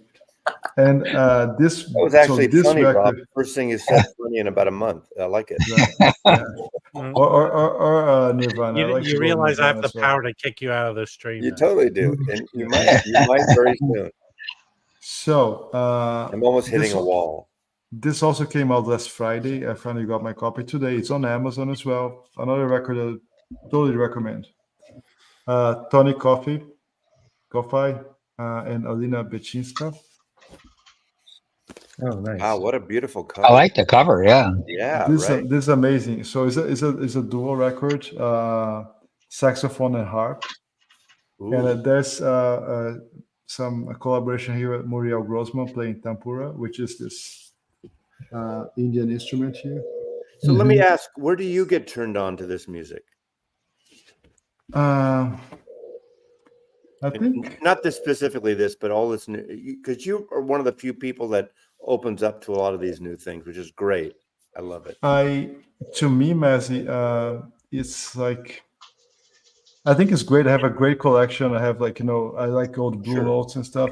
Sure. But at the same time, I think we always hear people, complaining, jazz. But where do you find it? Who turns you on to it? Do you read I about it? read. I read. I get a lot of. I read other British magazines. I go to my bookstore here, buy them because they have like 10, 15, 20 pages of new releases. Right. Okay. I mean, there's no music press in the US anymore, unfortunately. And it's scary. Yeah, exactly. Yeah, and I listen to the NPR podcast a lot. The New Music Fridays. They a lot of great discussion records. The jazz podcast. Did you listen to today? I was listening when I was driving. That first record of the flute. Is that it? Yeah, of Wow. course. I had a pre-order. I'm a huge fan of Shabaka, and well, I don't have any Shabaka, and I like that. I'm a big fan of Moses Sumney, who's on that record. Moses Sumney is this big, beautiful black gay guy who has this ethereal voice. I have like 3 of his records. It's almost like if Tom York was emotional. If that makes any sense. And so this record I had on pre-order. He takes a turn here. He takes a sharp turn here. He's only plays saxophone. It's like him and what's the other? Hey Ya, who's did a flute record. So Andrew 3000, he participates in one. He's on that. I heard that today when I was driving. Amazing. Look at this. It was pretty cool. I want to get that. It is. It's great music. So as they were saying, it's really immersive. You have to pay attention and go along the flow. And it's got a lot of different kind of like ambient, but not ambient, but soulful, but ethereal, a little like jazzy, but more spiritual. Exactly. There's a line here. Yeah, like hip hop a little bit, but not quite. Yeah, there's you have all sorts of people here. I mean, the usual suspects in this kind of record these days. How do you spell his name? Shabaka. Okay. Right here. Okay. Yeah, So you have there's a weird noise that's happening. I don't know who it is, but it's not. I thought it was Dave, but Dave left, so it's not him. No. But it's not me. So yeah. Kind of so Mazy, you have a Shabaka. I got a fan on. Is it the fan? Oh, it's the fan. It sounds like a person is stuck in the middle of your sheetrock in the walls and trying to get out. Thank you, Vinyl Richie. Somebody has a very weird Brian Eno record. Is that a single LP or a double LP? Felipe? It's a single, Mazy. So you have guys like you have Esperanza Spalding, you have Jason Moran, you have Elucid, the rapper, Marcus Gilmore on drums. I'm getting it Monday. $25, not bad. Yeah.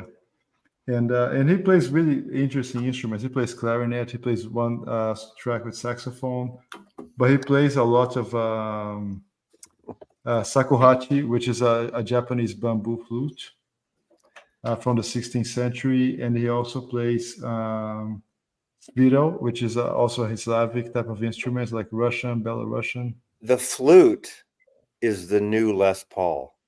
Yeah, apparently that's got to be a video of all the flautists and because It can't. Is it a coincidence that a handful of people are really doing the flute It's a thing? flute, yeah.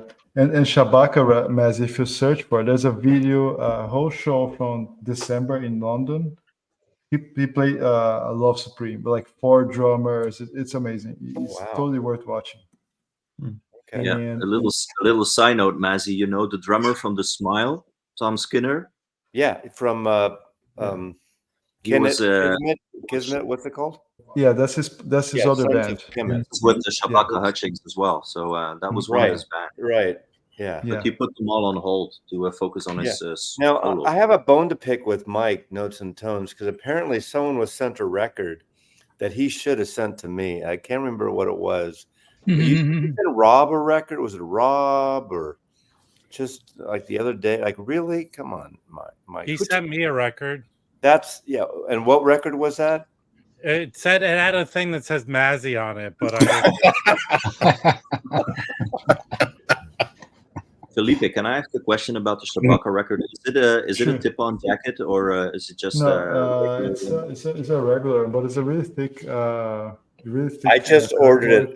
I can't wait because I listened to that when I was driving to. I listened to that NPR thing about that. Yeah, it's because the I'm a member liberal of lefty government funded radio music. Yeah. So Mazy, if you like that, go search for some of the Carlos Nina records on International Anthem. There's a new one that's pre-order. It's for May, I think, mid-May. His new record is called Placenta. Well, that's a whole other. Yeah. You only can get that in certain states. Yeah.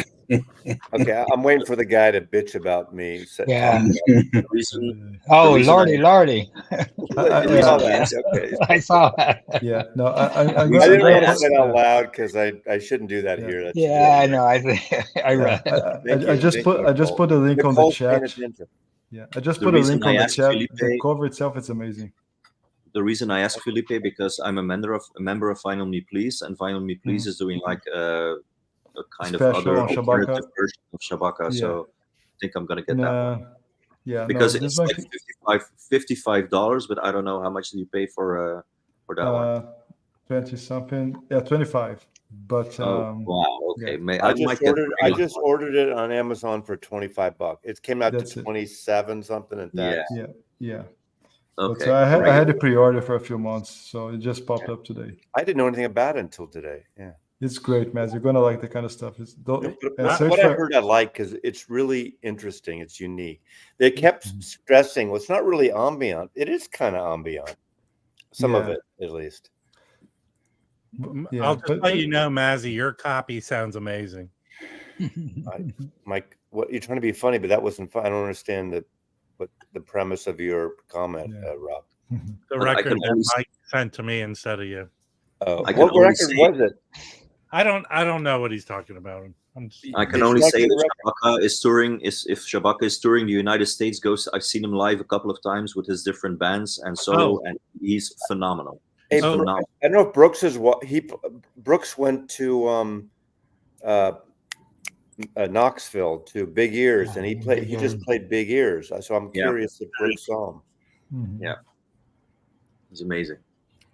Okay, Brooks, are you if you're watching? Did you see him in Knoxville? And Steven has a question here, I think. Assuming you have his stuff with the Ancestors, and then it looks like Needle Groove is also talking about the Ancestors. Yeah, the Ancestors is great too. It's really good. Yes. If anyone knows Chili B, who's our friend, he represents, or he knows someone with Shabaka, so he's been promoting that album. Oh, well, he's from Light in the Attic. Oh no, Light in the Attic. No. He's an entertainment lawyer. Mike, you're not at the Billy Harper show. Well, my point, Rob, he's Light in the Attic's lawyer. Okay, that's Brian. Brian, yeah. No, Dave, I'm going to see Laie Loon tomorrow. So okay. Oh, nice. I decided not. You know, Anthony Wilson's doing a bunch of shows next week here in LA. Yeah. Well, if I was energetic, I would go to Hertz Hall because Myra Melford's doing things with Marty Eric and Ben Goldberg and whatever tonight. So, Where but is I'm that? not energetic. Hertz Hall in UC Berkeley campus. Oh, nice. Okay. Nice. Yeah. So, Mike, I was hoping to see Lagi with the Melissa on tour, but he's not coming to her concert in Orlando here next 2 weeks from now. Oh, I don't know. I wonder is that because he's touring on his own because he's playing tonight and tomorrow at the Jazz Gallery. Yeah, I thought he would be with Melissa because we have been emailing to schedule an interview. Mm-hmm. And he said next month he's going back to Norway. He's going to be in Europe. Oh. And I thought he would be here with Melissa, but I think he's probably already going to be gone. He said he's not going to be here. Yeah, she's coming to Orlando 25th to the 27th, 3 days. Yeah, that album is really excellent. I listened to it last night for the second or third time. It's really good. Okay. Brooks did not see Shellac at Big Ears, but he did see Andre 3000. Oh, I heard someone said that Andre 3000 in New York was really was not really good. It was, but I don't know. I don't know. I'm going to find out. I said, "How was that?" We'll see what he says. You talking about this the was at Big Ears in record? Knoxville. It's $78 in my local. Yeah, it's a triple, right? And he saw Charles Lloyd and Henry Threadgill on flutes too. Everyone, the flute thing is happening. Yeah, it never went away. Yeah, but it's like, okay, we had Herbert Laws, we had Ian Anderson, we had C Train, but all of a sudden, flutes are everywhere. If you hadn't seen Anchorman, it was Ron Burgundy who brought back the attention to the jazz. You might be right. You might be right. But I think it's actually because of that label, International Anthem, bringing like jazz in a more wider spectrum, if you like. Spectrum. No, it's Ian Anderson. More people started getting into it, that more ambient sound of jazz. How was that new Charles Lloyd waxed? Have you heard it yet? Oh, it's great, Mazy. Oh, excellent. Very good. Is it? Yeah. Good reviews. Yeah. You like everything, Felipe. Come on. No, it's getting good reviews and well, I don't care about good. You love Mike. Mike Notes and Tones. Have you heard it? Yes, it's excellent. Anytime Charles Lloyd plays with Jason Moran, it's gonna be great. Okay, that's all you need to know. Larry, Charles Lloyd, Jason Moran stuff. I prefer that much more than let's say the stuff with Keith Jarrett. Got it. There's a relationship between those two guys that is just, takes the music to another level. Here's a review from Jazz Shit Brooks. Andre was okay, pretty new agey, but his in-between music banter was pretty good and funny. So flute. Everything is so flute. What is that on? What is that on? I tell you, flute is the new Gibson SG. This was 2000, but anyway, doesn't matter. Exactly. See, I saw that you were listening to some Steve Lacy CDs. Was all that stuff new, or is that stuff you've had, like with the Mal Waldron? No, that's stuff that I've had. I don't know how many. I don't know how many Mal Waldron, Steve Lacy CDs. But the one that I showed that was in Paris. Okay. Where one says Steve Lacy and Mal Waldron, and the other says Mal Waldron and Steve Lacy. Yeah. That's like my favorite. Cool. Those are my favorite, I should say. Those are my favorite. There's the other one you showed is like a Steve Lacy 6, and they're doing Monk. Yeah, they're doing all Monk. Well, all except for one, which is a Steve Lacy original. Mike, were those on the Hat label? Yeah. And I mean, you can find. I think you can find them on vinyl. I mean, I don't think they did that. No, they're still about $17 to buy those. Yeah, things. But they're not hard to find on CD. You have this one, Mike? The Ortega from LA. Yeah, yes, I have that one. I have that one. That was Yeah. great. Yeah. Found that one out with when I was digging with Dom in Rochester, I think. Okay, my turn. Yeah. That label was great. They have the Horace Tapscott Dark Trees on that label. I saw that tour with Dark Tree with. Yeah, that's they have a lot of great stuff. The only thing They I have some, have, they have some really the classic Myra Melford album was on there also. I only have this early. I mean, I guess it's yeah. earlier because it's on LP, but this is Max Roach with Archie Shepp. Double LP live. This is a live session, I think, if I remember right. But yeah, their LPs all have a similar design, pair pad, and then it looks like they use that. Their CDs have a similar style as well. But This is where the new age flute thing began. Okay. Paul What Horn. the CD looks like. I literally went into a thrift store once, Like- and there were 7 copies of that. I love that record. It's such a great story how they did it. Okay. Yeah, but he did several albums like that. Yeah, that was the first one. That's though. one Yeah. is the pyramid with the one he did at the pyramids. That was the first one. The guy, where his Right. friend with the Nagra tape recorder went in, and they hear the guy chanting, and they didn't go plan it out. They just showed up and felt it out and started shooting. Started Okay. recording. CD version of that LP you just showed, Mike. You have that? Oh, which one is that? This is the CD version of the. Oh yeah. Oh yeah. On hat. Yeah. I need to revisit it. I haven't listened to it in a while. Okay. CDs Here's are- It CDs is- are so it is 2025, you know. make me big on this one, Mike. Okay. We talked about Instant Composer Pool. Yeah. Wow. What is this? Let me see if I can show this. This damn thing's heavy. This is 50 years of Instant Composer Pool. Wow. Is that previously released material or is that Yes, all previously released Okay. material. 50 It's years. it's vinyl, right? No, it's CDs. All CDs. Jeez. Wow. So, Very cool. Yeah. And how many CDs are in there that be that heavy? uh, It looked I- like there were like 50. 300. pretty close to it. There are 50. Exactly 50. Yeah. 50 CDs. 50 CDs. Are they How made much- out of lead? What was the cost at a time when you purchased it? $3. Yeah, let me It was- see if I can find It was a promo. Hey, The book that comes with it. wow. Okay. The The book's whole heavier than history of the Instant Composer Pool. Beautiful.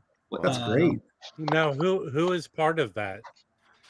Well, it's Misha Mindelberg is the he's the founder of Okay. Instant Composer Pool. So also Han Bennett. So they come in these little sleeves like this. This is another one. Mm-hmm.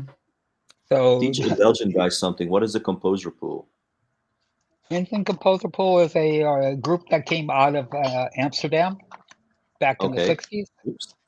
And they're composed of the whole purpose of it is that they're for improvisation, and it's a group that kind of grows and goes to different. So not Braxton, but Brotsman. Brotsman was in the group at one point. William Evan- Brooker, Evan So, Parker, Steve Lacey. yeah, that's yeah. So They they're spell his name wrong on this one, on the back, Nicole. what's that? Brock's name, they spell it wrong on the back. Yeah, I know. I saw that. The Tetteret. So it's Well, we call that the albums problem. the album problem. Hey, Yeah. John Takai as well. This was Hey, Yeah, John Chikai's been in it. hey, Dom, if you're still watching, I have a question for Dom. In fact, here's a picture with Brotsman and I'll wait. yeah, let's it's him see on the if I can left. find it. Yeah. Yeah, Whoa. he's with his mouth. That's pretty cool. So he's plucking and bowing at the same Does time. he set fire to his cello That's afterwards? like Daniel Day-Lewis in My Left Foot. That's Yeah. cool. Mazzy, Oh. I have to put my other foot down when you make bad foot jokes. I've I've had an opportunity to see Instant Composer Pool probably about maybe not quite, maybe like 6 or 7 times. Wow. So Wow.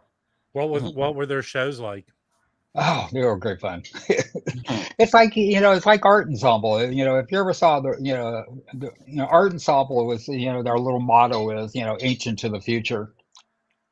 You could hear Dixieland within their songs, but the same thing with Instant Composer Pool. You could start hearing show tunes in the middle of an improvisation. And so their shows are great.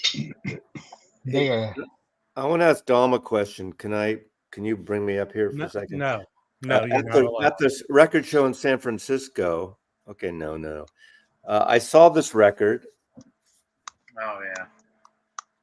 I'm repeating myself, but Dom didn't see this. Can you? Anybody in control anymore? What's around here? There's no one. Has, Mazy, just do a video for it. He'll see this it. is Nicole's show now. Anyway, no. okay. I saw this cover. It intrigued me, but the seller, I said the only reason I bought it because look what he put. He wrote Acid Archives Mint. So I've never heard this record. I still haven't heard. I just got it. Are you but sure it's in the book? $15, since he put the Acid Archive, so this eventually, once I listen to it, I'll include it. But do you know this record, Dom? Dream Dancer, Light Rain. But it was a private press out of Larkspur, California, which is like just right near Larkspur. It's Marin County. Yeah. So Dom says yes. You know it. Okay. He says yes. He says yep. Okay. Is it any good? I'll listen to it. I'm really glad we could make that connection between you and Dom. Oh, come on. Shut up. Hey, I have a bunch of records that I actually have not shown. I'm from Belgium, and I have to monitor this. This is insane. Yeah. And hey, Fred, is there anyone you need to reach out to that a phone call will be too much and we could do it here? No, actually, I'm going to go to. It's 4 o'clock in the morning. I'm going to bed here. Yeah, please do that, dude. Yes, thank you. And if anyone wants to take a look at Belgian record shops, go see my latest video. Okay. Some self-promotion here. So here's some records I picked up last week. I didn't show. I already have a copy of this, but this is an excellent album. Oh, that's awesome. Yeah, this is kick-ass. I have my ART shirt on. I'm here, Joe. Okay. On Novus. This is really good. This record is good and it sounds amazing. It does really sound good. The spine's just trashed. I do not have this one. I picked this up. This Henry Threadgill sextet. Does anyone?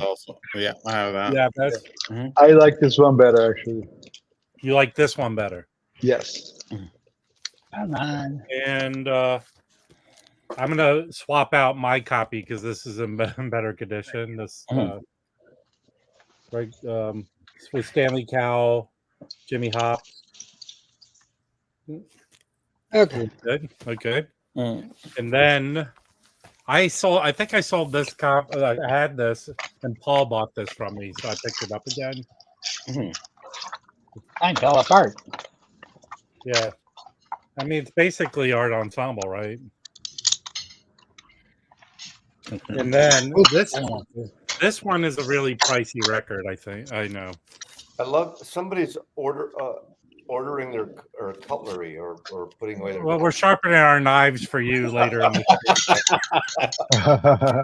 I'm gonna have a quick dinner while we're listening. Do you know this one, Nicole? Oh yeah, I have the original on that. Oh, I don't know Fontella Bass. Fontella Bass used to be married to Lester Bowie. Yeah, Fontella Bass was a pop singer. Yeah, Fontella Bass, great singer. Was it Rescue Me or something? Rescue Me. Yeah, I'm probably gonna sell this one to pay for all the other ones. So, but I'll listen to it. So I know those are ones I picked up. Rob's parents were gonna name him Fontella. That I'm sure anyone who has anyone named Fontella in their family, I apologize for that. Oh man, She sang the song. Rescue You're talking Me. about the Yeah. 60s girl group song? Yeah, Rescue Me. Yeah, it's been covered a million times, but Yep. she was the original. Yep. Fontella, Siegel. Rob, you have this one? Thank you, Mazy. You do a really good job of doxing me. Yeah. Rob, Rescue Me. What's up? Who covered it? Did Hold Lil on. Ronstadt cover? Who covered it? I don't know. I don't know. Someone Hold had on, a big I'll hit in bring the you a big 70s. hit. Yeah, what's up? you have this one? Yes. Yeah. Which- Henry. Vermont's on this Well, one. it's hard to see. What record is that? Called, Henry Threadgo. 75 Volume 1. Oh, okay. It's on the Novus label. Yeah. Pretty How good. many records did he put out on the Novus? A good number. Quite a Oh, bit. Yeah, I think the same time he was on Novus, Steve Lacy was on Novus. I'll Yeah, tell you, maybe. I have about 25 Steve Lacy records because from that collection I Yeah. bought, Might have been a yeah, pianist on that a label. ton of too, Steve I'm trying to Lacy think of. records. Rob, are you going for the RSD, Steve Lacy, Mal Waldron? I'm Oh, I going know him. for a lot of the titles, but I think I'm going to go for them Sunday morning and try and buy them from Ingroove. Yeah.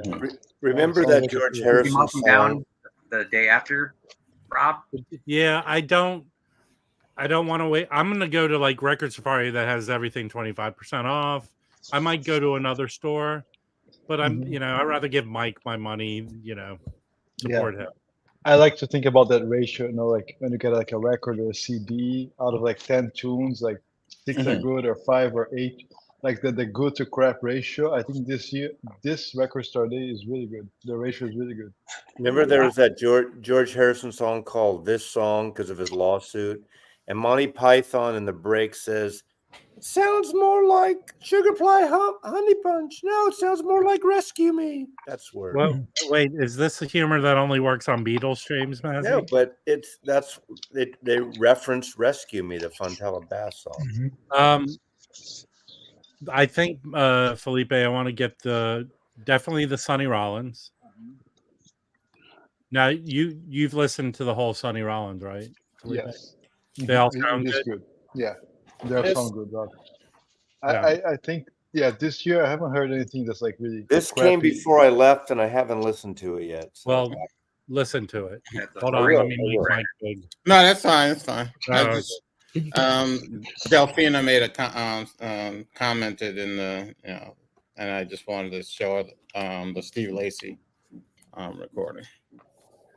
That's a fantastic record. Probably, Yeah. I'm gonna probably get one the of the best Steve Lacy records. yeah, but that Steve Lacy one, Felipe, he says sounds really good. Sounds- Mazy, you listened to it already, right? It sounds. That was my favorite. Beautiful. That was my favorite of the Record Store Day jazz That, records yeah, that I that's a listened good to one. so far. Yeah, I've the listened. The Latif is very good. The Yeah. Latif. The The Latif, Cannonballs. well, you can stream the Latif, and I've streamed the whole show. It's really good. Mm-hmm. And I might do one of the two Sun Ra's, but that's it for jazz, I think. and then Live in Chicago. I want to get the Bill Evans mono. I want to get that.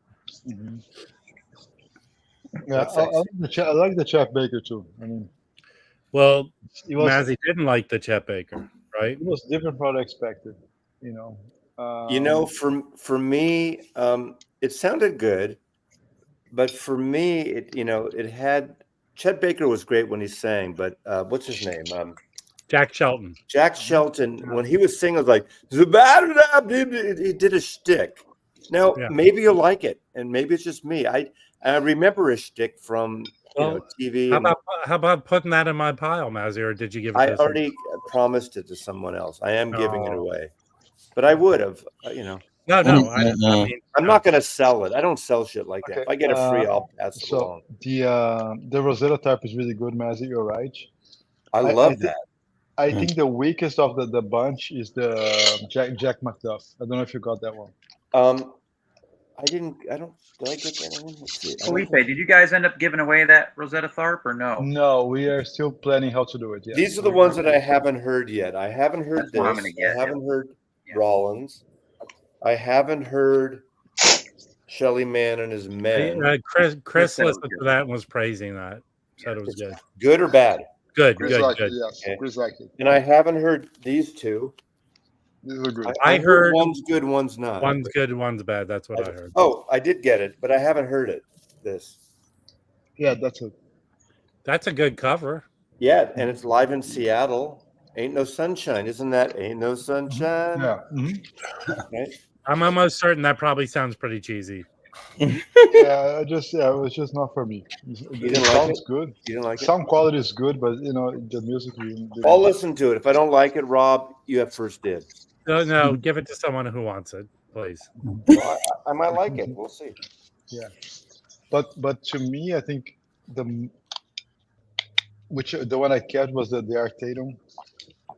Of course, it's the oldest one. It's a live record. Doesn't have the amazing sound, but the music there is just phenomenal. And I really wanted to have more Artatum stuff. The packaging is like impeccable, and I'm really happy to have that. To You know what understand. I heard in San This is Francisco made in a up store. record genius right here. I know it's not jazz, but I heard the double Gene Clark 4AD, which is basically no other, with all the overdubs stripped off. It's so friggin' good. If you like Gene Clark, get the Gene That's Clark. cool. I'm going to try to get that. This is Yeah, Gene Clark's yeah. new album right here. Yeah. So Dave, yes, this is kind of hard to find. The Jack McGuffin. It's one of his best. This is What? great. Yeah. Well, you're holding that. Is that the Jack McMuff? What is that one? Yes. Uh-huh.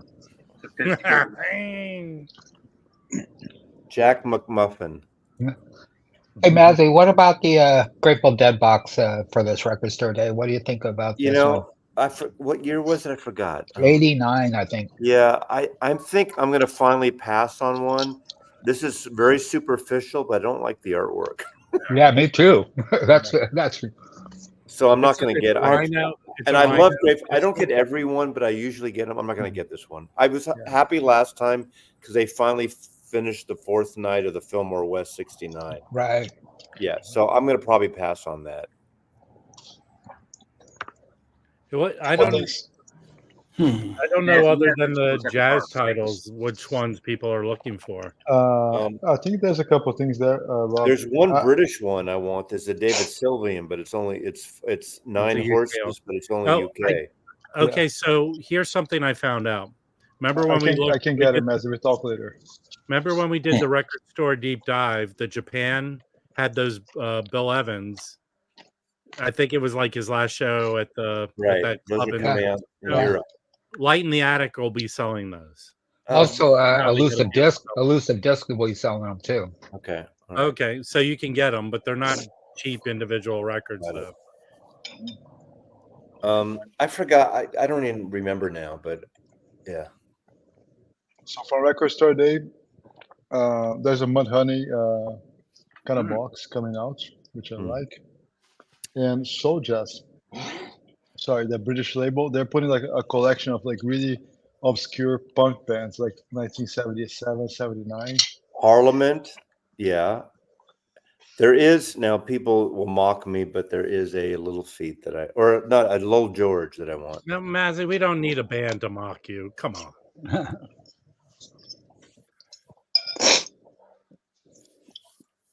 There's a Wall Voodoo from Jackpot. And That's the Gandalf record, people are talking a lot about that one. Right, Gandalf. We put hands on an original of that Gandalf in Rochester last December, Dom and I.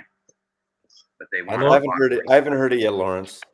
But the scuttlebutt is one's good, one's bad. Yeah, I don't know which one's which, but So the 72 is the best.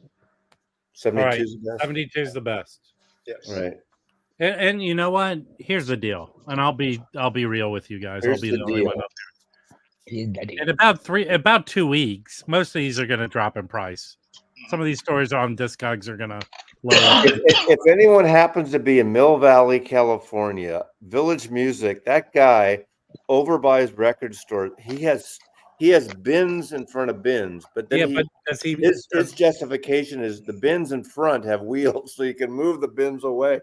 But he has upstairs boxes of years backed record store day. He overbuys stuff. Does he? But does he discount the price on them, or just sells them? You might be able to work something out. He's a good guy, but it's like a fucking mess. Right. So I go in. My big pet peeve with record stores on record store day is they leave those titles at the list price forever, and you can go on Discogs and other stores are just getting rid of them. I don't think he does online stuff much, which is really Lunchbox red stickers them the day after and marks them down. Yeah, a lot of if you go actually the next day, a lot of the stores are lowering 10-15% on Discogs. So yeah, it depends. There's always like 3 to 5 titles that go for more for a while. Well, those are ones that are like less than 500 pressings, right? Right. Well, yeah. But the Bill Evans there's like 5,000 of those, so the chances are good you'll get that. Out of all those titles that Zev was involved with, Felipe, what's like the lowest pressed one? I think isn't that the 3,500 or something like this. I thought it was less than that for the Mal Waldron Steve Lacy. I thought that was like 2,000. But also I think it varies on market, right, Nicole? Like here in Florida, these things they don't sell out. Unless the store just gets like 2 or 3 copies. That's the problem. Yeah. Yeah. But he had one of the Chet Baker ones at the Mill Valley, and he had like 8 or 9 or 10 copies or something from like a year ago. Well, that one was good. The studio album, with the white cover, the one with the white cover. Yeah, double LP. Yeah, well, he had a bunch of those there. I'll be honest, and Mike hates Chet Baker, but the stuff that's been coming out recently, like that Crisscross reissues, that Live at Nick's, that's awesome. Yeah. Mm-hmm. Oh yeah. 1,500 of them Mal Waldron. Yeah, that was really low. Mm-hmm. I might have to, if I go to a store and it's there, I might have to grab that then. Yeah. Oh, for sure. Yeah, there was a Louis Gordon just got the Sam Rivers. Congratulations, Louis! You're a big boy now. Is that the new? Is that today's finish your peas, and you can listen to that afterwards. We also got a fuzz pedal in the mail today too. How about that Linda Ronstadt on the Asylum years? I have those records. It's good if those records are common. I don't have those. Yeah. But they probably sound great, Hold on. Not the whatever you want to call the Power Popper Paisley group. It's C with a C. Crisscross. They're the jazz record label. There's 3 Crisscrosses. One just died. Not the hip hop act from the 90s. From Ultravox or something. They had their baseball jackets flipped over, right, Rob? Hey, and if you ever think you might have seen Paul in public, he's the one wearing his pants backwards and kind of falling down, right?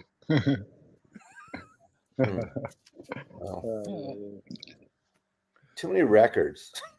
Too many records. And I'm sorry, this needs to be said. Louis, you're wiggity wiggity whack. Hey, Louis, did you get your wrestling outfit together yet? Hey, not many people know this because Mark Glassman has whittled his collection down to 500 choice records, but he has the Crisscross one as one of them. He's singing it right now. I know. And if anyone's wiggity wiggity whack after Louis, is that a real deal? He whittled it down to 500. No, seriously, yeah, it is. He only shows. Congratulations. No, it's really good shit. Okay, who's taking a bath now? Yeah, I've been washing dishes. No. Felipe's washing his delicate hands for the surgery. Like on MASH. I got blood in my hands. It's like MASH. You're washing them like MASH. I'm washing my hands. It's Easter time, right? Whatever. What happened to Mike? Yeah, really. Mike's He going had- to have to do a lot of editing seriously, on he this had a- episode. He had a Mike little is taking emergency to deal with. So, Mike is taking a deep dive. yeah. Deep Yeah, dive. he's actually got the Peanuts fever. He's looking into Peanuts Helco. He's adding all the Threadgill albums to his. These aren't rare or anything, but I picked up. It's not jazz, but I'm a big fan of Joanna Newsom, and I've been wanting these, and so I grabbed these also too. I love these. Yes, I can't stand her voice. She's good, Yeah, but I I can't went stand her to voice. see- I went get to it. see I Peter understand. Gabriel. You know, she's one of those artists like Kate Bush or someone who's not. for everyone. No, she's not like Kate Bush. No. She's a folk harpist, not a flautist. The only good thing about her, she's married to Andy Samberg. That's it. Yeah, but she used to date Bill Callahan too. So give me a But break. I saw Peter Gabriel did a tour where he played the So album, and she opened for him, and she was not good. I've seen her live at the Great American Music Hall, and she's amazing. It's an acquired taste. She's got like the jazz flute. Yeah, in a way. But these records are really. This is her first record. My favorite one is YS. Yes. Yes. No, yeah. I think I would see like a live show with her, but no, listen to her records is kind of hard. Okay, fair enough. I mean, she plays the harp well. She's amazing. She's amazing. And that one album, it was arranged. The orchestration was by Van Dyke Parks. It's so good. It's such a great record. Nicole, you were talking about the ICP label, and it's kind of, similar to the Art Ensemble in its presentation. Right. Did you ever get to see this group, the Jazz Composers Orchestra? Oh yeah. Yeah, I have that. I have that album. Good. Yeah. I've got. Well, I'll show. I got everything here. So that's the first. Oh, there's more than one. Oh well, yeah. I have the whole label. So then there's Later Over the Hill. This is Carla Bley. Carla Bley. And then Mike Natler was part of that. Don Cherry Relativity Suite. Yep. Got there's a lot of good music. Hey, Felipe, how much energy do you have in you? I'm okay, Rob. Whatever you call it. I'm feeling benevolent today. We'll go another 20 minutes. Is that okay? Sounds fine. Perfect. Yeah. Gretchen Moncour. This one's really good. Yes. Oh well, no. Well, hold on. Keep that. Let me make it big. What's the label? Yeah, what's the label? Well, this is I'm showing you the whole JCOA label. I actually have that album. I have that one. Yeah, you just got this not too long ago, right? Nice. Yeah. Can you show the Gretchen Moncour one, please? Yeah. This one's a beautiful record. It goes up. Now, is that a hard to find record? It is. I found it at Pop Shop in Rochester. I think that's Joe's record store. That time. But this one's top notch stuff. Gardens of Harlem, Clifford Thornton. That one's not as easy to find too, but that's the whole label. Now that Leroy Jenkins, there's another one that looks just like that cover, right? I forget who it is who leads that. Oh, I have that one. I have that one right here. That's good. Surprisingly, the cover doesn't do this justice. This is a killer record. No, it's very. It's good. It's very. It's diverse. Well, it kind of feels like you went to a school auditorium and they're playing for you. It's very good. Yeah, I mean it's a diverse record, and it's got. I don't like the tuba. I played trombone for 9 years, and the tuba players, all they did was piss us off trying to. I like the back cover of that because they identify everyone. Yeah, but tuba works. The tuba works on this record. I will give them. I have my copy over here. Let me grab it. Usually, I want to fight the tuba player. Take that. Oh, but if you ever saw Henry Threadgill very, very circus live, you would definitely would not be saying that about tuba players because it was to the death when I played trombone in band. We wanted to fight him in the street. But yeah, that's how it goes. Rob's gonna pull some records here. Yeah, these are really good records. The lineup on this is incredible. Never mind. Anthony Braxton, Dewey Redmond. Ah, yes. For the players only. Charles Bobo Shaw. I've been trying to listen, collect it's- a lot of Leroy Jenkins records. Yeah, I need the ESP disc title because every time I find it, it's trashed. Every one I've found, his records are enjoyable. I like them. Oh yeah. What's the one here on ESP disc? I just got it. Not that one. Even his 80s stuff is pretty Revolutionary Ensemble stuff. Uh-huh. Yep. Yeah. I have one of those titles. They're all good. Everything's good. He's so intense with the instrument. That's a jazz violinist. Yep. Yeah. Great And I usually don't like a lot of that stuff. I can't get into the Billy Bang stuff like some of the other guys can, which is a shame. I need to get into check it more. Do a little bit of a deeper dive. What have you listened to of the Billy Bang and Alex? Whatever I listened to was probably 6 years ago, and it didn't sit with me, and so I haven't gone back. Has anyone seen the Billy Bang documentary? Didn't it come out within the last 3 years? Well, wasn't he in the Vietnam War? Didn't he serve? Yeah, but they put the soundtrack is affordable from that, but I haven't watched it yet. But there's a documentary. Dave, did you read the book, the Threadgill book too? No, I need to get the book, the Threadgill book, because he talks about his time in Vietnam too. So and how that kind of screwed him up too. Yeah. Whoops, you're muted there, Felipe. Oh, there you go. That's a terrific book. I read it twice. I finished and started over because it's so good. The Threadgill book, Felipe. That's right. Yeah. He started in Vietnam. How much is it? Is it expensive? No, it's like a $20. It's the price of a record. Okay. Yeah. Oh yeah. Well, then I can get it maybe on cheaper. Amazon. I think at this point you can just. When I buy books, I usually go for library books. They're dirty cheap and help them out. I buy books. Unfortunately, I got way too many of them.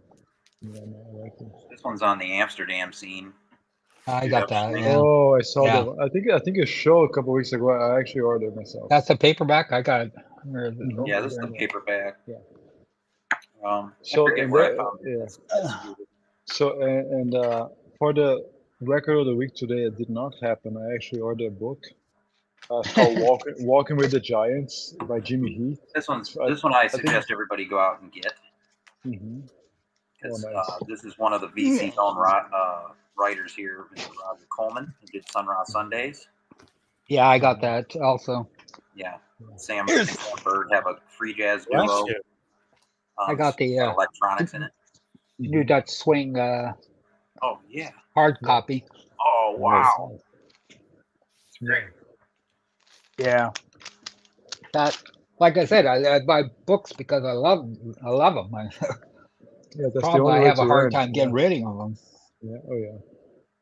No, my jazz books, I keep them all. So the one I was referring to, Dave, there's a Jimmy Heath autobiography called Walking with the Giants, which is amazing. And it's the ESP book. Always in Trouble about ESP disc. Always in Trouble. Wow. Cool. I'll check it out. Yeah. Yeah. This is great because they interview all the musicians that they could interview that were still alive.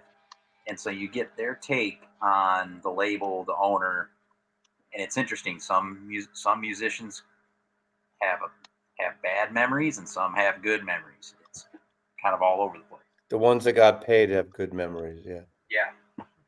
Yeah. Yeah. I got to head out too. Anyway, thanks for having me. I appreciate everyone. Yeah. Thanks for joining, Mazy. Even you, Rob. I like you. It's part of the Jazz Bum credo. We have to take in poor souls as sort of a. Nice seeing Dave as usual. Hey, Felipe. Mazy, before you go, how was that Rosetta Tharpe record for RC? It's really good. It's good. Yeah, Felipe has heard it. Felipe has heard it. If you like her, it's great. It's a later period. It's like 60s, You see this right? that I showed earlier? Yeah. This is one What of is her that? 78s. Is that a Tharp right there? Oh, is that a 10-inch? 1944. Nice, nice. Yeah, she was ahead of the curve, right? Yeah. She's the godmother of rock. Mhm. Louis, On that I'll porch, see you in Austin. ripped on the Gibson guitar. Mhm. Yeah, that would be nice. Yeah, Okay. Dan Bosch. Where's Chris tonight, Felipe? Well, he's He Family into a thing. concert. He into a yeah. concert. He's Yeah. he's took his kids out. So actually, next week I'm not going to be here because I'm going to a concert next Friday. Oh, what I'm not concert going to you be going here. Rodrigo and Gabriela. Oh man, that's big time. Aren't every Brazilian person in the U.S. required to go see them? My friends Jason and Mertiz from France. No. She loves them. Oh, they're great, and that's the first time because unfortunately here in Florida, good acts don't come very often. So if you look at people like releasing their touring schedules, everybody goes up to Atlanta, and then nobody Yeah. comes to Florida. So They- whenever they- they come, They've played Charlotte a few times. They've hit Charlotte. Felipe, someone has a question for you. yes. It's hard to say. I mean, they're better by an inch because they are 45s mostly, but their 33s are as good as, you know. I have, So yeah, they're a they're pain made in by the ass to listen to. yeah, they're more like, I mean, they're all made by Kevin, the highest standards. I think, you know, unless you have like a really, really detailed, perfect, crazy, expensive system, you not hear that much of a difference, honestly. Yeah, the Tone Poets are pretty damn good. Oh, Tompos are, yeah. The problem is the Music Matters won't be released as Tone Poets, just classic. right. Yes. Yeah. So you won't have nice covers, but the music should sound just as good. Oh yeah, it's really, really cool. Those 33s are like sweet spot. Perfect. I agree. Yeah, I have probably 30 of them, Of which the Tone Poets? of the Music Matters. Yeah. Oh, Music Matters. I probably have 5 33s and the rest are 45s. Do you get in on those Music Matters early on, or No, I walked No. into a store where a guy who worked for Music Matters dumped all the titles he had, and I bought 24 cop. I was with Jim Record Collector News. He took some of them, but I bought most of them, and I sold some to Felipe. Oh, Yeah, okay. I took some. You get a package So deal or something, I guess. Or... yeah. No, but No, they full were price. only they were $60 each. Oh, that's You reasonable. go for 100. Yeah, it Oh, was very that's pretty good. Yes. I got into they're- a bidding war once. Yeah, Like I mean Tone they're Poets. better. Yeah. Yeah, I mean, they're better. Music Yeah. Matters. Yeah, they're better in a sense. I mean, the whole packaging concept, everything is just like The top notch. covers are really nice. The pictures, they're just really good. Yeah, I think that the cover pictures, because they went like really almost like analog, and on the printing process. If you compare a Music Matters cover to a Tone Poet cover, yeah, the Tone Poets cover are not as good. They're very I don't think I have any Music Matters. I might have one. Well, I'm going to tell you something, and I think Felipe will agree with me. The first, I guessed how when Joe Harley came over to Blue Note, the first thing they did was that box, right? The Tone Blue Note review series one. Okay, so the first one is the better of the two. It has so much stuff in there. Yes. The best sounding record that Joe Harley, and this is my opinion, guys, Joe Harley and Kevin Gray did is the Bobby Hutcherson patterns that is in that box. It it's sort of like this. Hey guys, this is what we want to do. That is the best sounding of any of the Tone Poets that have ever come out since. Yeah. And if you want that record, which also has what Art Blakey record is in there. Blakey. It has this Art Blakey one, which is a good record. Yes. Then it also has a double album of a comp of Blue Note drummers. And then it has playing cards in it. Mhm.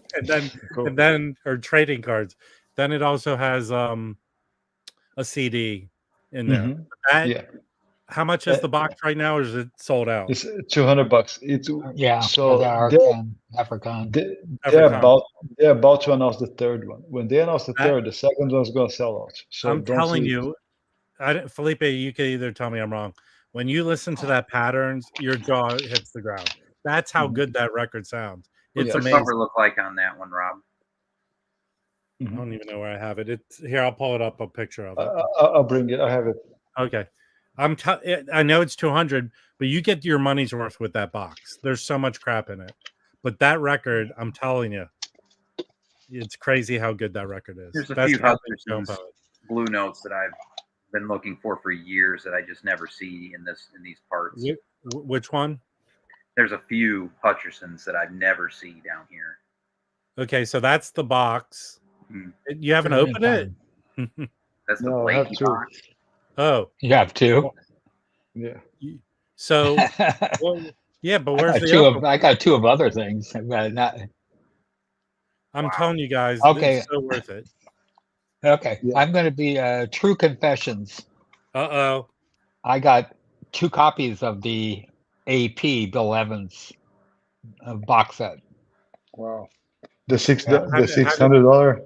Wait, Well, how did- I got one from 2014, and I got the one from last year. now why did you do that?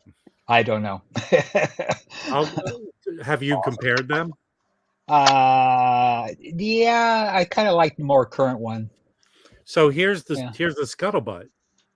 Apparently that Kevin Gray had to come in and do some remastering on the new Right. one. Yeah. Also, so I would be interested in the comparisons, you know. Yeah. Mhm. Yeah. That pattern, see, he's right. The patterns, I'm telling you, it's worth the $200. Mhm. Yeah. Yeah. I don't know if So- they'll ever do you think? I don't think they'll reissue that as a tone poet or anything. Do you? I don't think so. No, it's think so. done. It's done. They're gonna move on. But they might another- put it out as a classic. No. Maybe. I think there are other titles for the classic, Rob. At this point, maybe you know. Well, they have the plates already. You know, they can just press them. Yeah. Yeah. But, But- I'm floored how good that thing is. It's my favorite out of It all is really those. good. A record that I got this week was the Booker Irving, the Tone Poet. It was really good. But I have that as part of that twofer from the 70s. You got to see this cover right here. Okay. Somebody wrote that back in this whenever this was released. Don't steal me on the cover. Really? Don't steal me. Don't steal me. At this, I don't know, private something. They wrote all over the cover, but I bought it because, I mean, it was cheap. I found the Grand Green Nigeria. Nigeria of that, the original, for really cheap, but it goes for some dough. So I have that up on to sell. Yeah, but the LTs are good. They're pretty decent for most. But I have the Music Matters solid and the LG solid. Yeah, I have the Music Matters. One of the first things that me and Mazy communicated, Mazy sends me a message. Hey, these 3 albums are up on Music Matters 33. Mm-hmm. And that's how I got the solid. Was one of them. Yeah, solid is amazing. So which presents are those, Dave? The Blue Labels, the Liberty? Yeah, this one's an original. This is an OG promo. Mm-hmm. Yeah, I have an original of that. Yeah. But the other ones. This is I think in New York. Mm-hmm. And New York is an OG. No, maybe. Hold on. I have not a first. I have a Blue Label. I have a Black Bee. Me too. This one is Liberty. It's a Liberty, not a New York. When does that one come out as the classic? I think it's coming out soon. Yeah. So I thought it was like next month. I thought Liberty or so, maybe. I don't know. But that other one he showed, I have it. It came out. Components, It came out right? as a DMM. Yeah, right. I have a Blue Label. This one Or the Components. Connoisseur series. Connoisseur. Yeah. Yeah, I have a connoisseur of that. Let me see what I got Maybe here. I thought I had it. I ordered it on Amazon. This one sounds fantastic. This is a really good record. Yeah. I'm gonna get my Black Bees a little VG-ish, so I'm gonna get the classic of it. Yeah.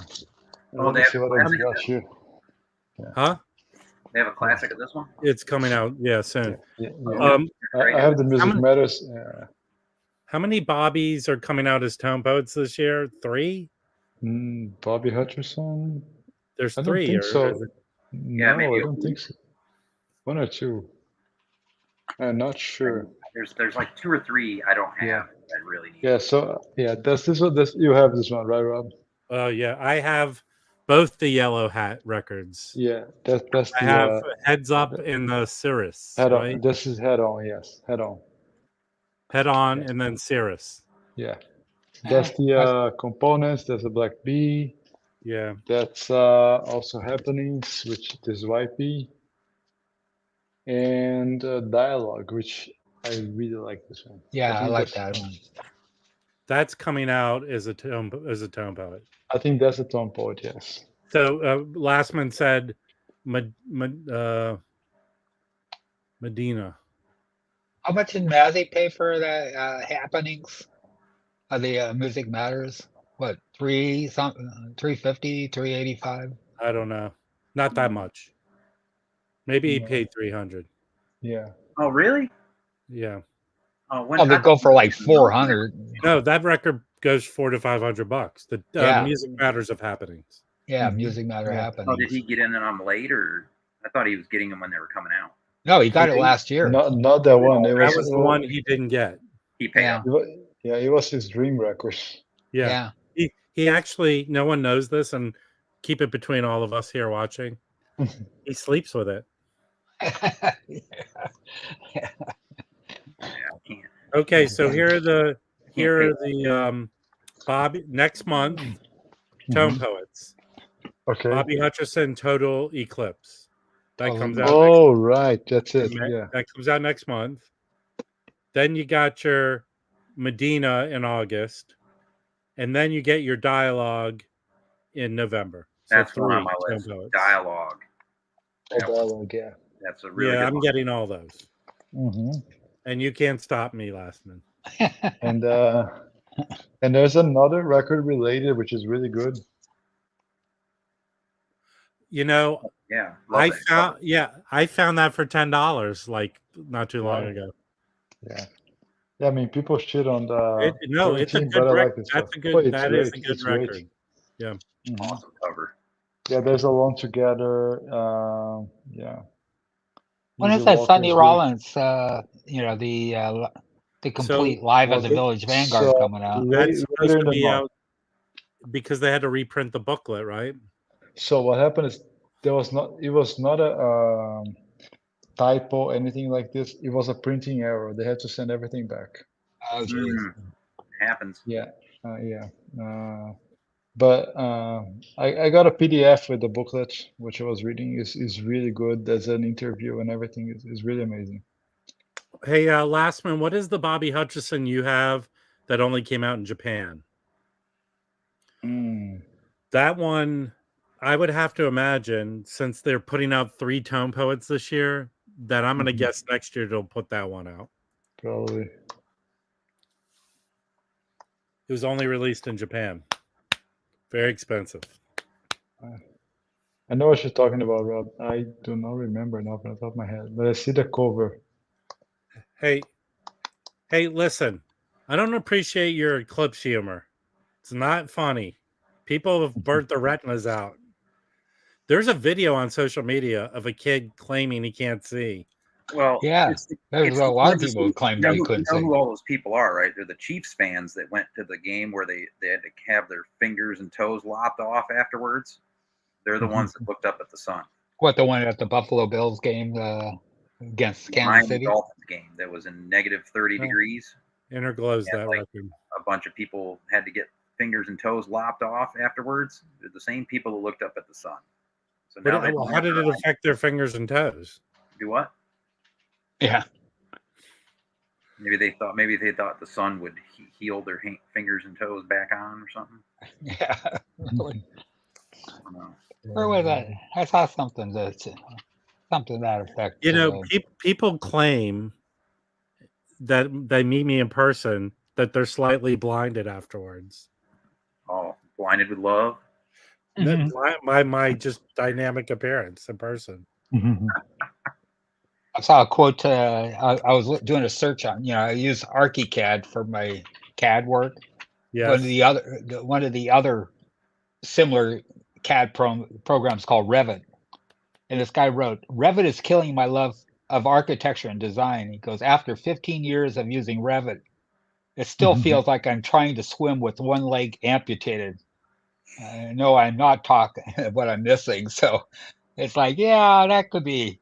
I saw that. I go, yeah, I've used Revit, and it's a pain in the ass. I have one thing to say to you, Nicole. Hold on. I want to answer. I consult, and I do through my classes. I'll do test screenings for people, for cheap, but I consult with people. So Nicole, one of my favorite movies of all time is this movie that came out in the 80s.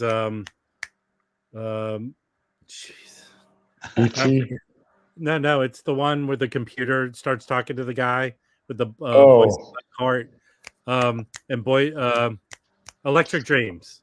Oh, okay. And in the movie, the guy he's an architect, and he creates a brick, sort of like a puzzle piece to deal with like earthquakes. When I watch it, I'll watch it from time to time. I thought of you. But cool. The movie kind of holds up pretty well. It's like the very early part when people start getting personal computers. Right. It's a good movie. I have the soundtrack. It's a great soundtrack. Felipe, cool. I gotta ask you. Sure. What's up? What was up with the crash that took out all the top cyclists in the world from the Tour de France? And it wasn't in the Tour de France, but it took out like 3 of the top guys. Are they? Oh, yeah, that's right. All of them are out. Yeah. Yeah. Yeah, actually, my friend of mine, it was a couple of them are really big bike riders, and they were talking about that last couple of days. I don't know, man. Coincidence? Maybe they're just opening space for someone new. How do you touch wheels like that going at that speed? Like I don't. Well, sometimes that's their move is to kind of nick people out of the way. Yeah. I mean, everybody went down this time. That's like that's remember? Peter Sagan did that to Mark Cavendish a couple times. Yeah, right? Cavendish could also put his elbow out just fine along the wall, along the barriers. You know that. But they did that car racing too. Hasn't anyone seen the movie Breaking Away? One of the best movies ever made. You've probably seen every movie, haven't you, Rob? There was a period of time I worked at a video store, and then obviously I got into movie stuff. So yes. Do you work in the movie business out there? I teach now, but for almost 30 years I worked in the movie business. Yeah. Okay. Were you at one of the studios, or? I was with a market research company that did movie testing. So we would show a rough cut of a movie to an audience to get feedback. So I did that for a very long time. Yeah. One of my favorite sitcoms is The Big Bang Theory. Yes. And I'm reading the book, the definitive book on The Big Bang Theory, which is really quite interesting because it comes from all sorts of different perspectives. From the my dad's the producers. Oh, I love that show. I'll watch reruns over and over and over again. Sheldon Cooper, yeah. Of course, I would love to have an X-rated version of Big Bang Theory, or just something that Sheldon says something, I go, why don't you just slap the shit out of him? Yeah, right. Well, if you watch one of the cool things is I know people at Warner Brothers, and my nephew come to visit, and we got to go on take the Warner Brothers tour, and we got to be on the set of Big Bang Theory. And if you've ever gone to a sitcom taping, he's like, wow, it's so small. The sets are so tiny. Yeah. And especially that scene with them always going up the stairs. Yeah, they're the same stairs. It's just one stairs, that they Read loop that. around. Yeah. And so if you know anything about the movie Breaking Away, which is an awesome movie, the guy who wrote it, I think came here as an immigrant as a kid and grew up in Bloomington, Indiana. Okay. And he won the Oscar for Best Original Screenplay. And his saying is really something that they repeat at probably film schools or screenwriting programs is write what you know. Because he wrote about his life growing up there. And you know, he succeeded. So Well, I gotta look that up.